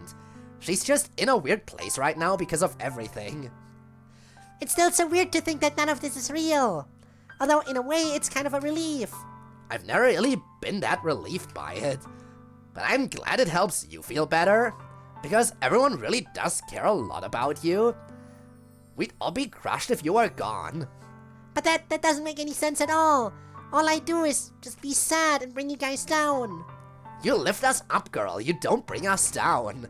I can't think of a single person I've ever known who lifts people up more than you do. You kind of make a point of it. You lift people up so much that you neglect lifting yourself up. But I promise you'll get there. Things will be okay. So no rope for you tonight, huh? How about you and I just hang out and watch dumb YouTube videos for a bit? You know, I'm so mentally tired that sounds pretty nice. Good, I'll fire them up. You pick the first one. Finally, We get all the big moments, including this. this is really all I wanted. God, there's no need to spend the weekend with Monica. Don't listen to her. Just come to my house instead. The whole day with just the two of us. Ow. Hey. Don't attack me. Yuri's being the creepy one right now. Doesn't that sound wonderful? Well, there's really something wrong with me, isn't there? But you know what? I don't care anymore. I've never felt this good my whole life. Just being with you is a far greater pleasure than anything I could imagine. I'm addicted to you. It feels like I'm going to die. I feel like I'm going to die if I'm not breathing the same air as you. Doesn't it feel nice to have someone care about you so much? To have someone who wants to revolve their entire life around you? But if it feels so good, then why does it feel more and more like something horrible is going to happen? Gee, I wonder. Why, Dan, why? Including Dan's original pose where they talk with their mouths closed. Yeah. Let them talk with their mouths closed. It's a video game. Doesn't matter. Maybe that's why I tried stopping myself at first, but the feeling is too strong now. I don't care anymore, Code. I have to tell you, I'm madly in love with you. It feels like every inch of my body, every drop of blood in me is screaming your name. I don't care what the consequences are anymore. I don't care if Monica is listening. Please, Code, just know how much I love you. I love you so much that I even touch myself with the pen I stole from you. I just want to pull your skin open and crawl inside of you. Whoa, that's coming on a little strong, don't you think? Natsuki. You pathetic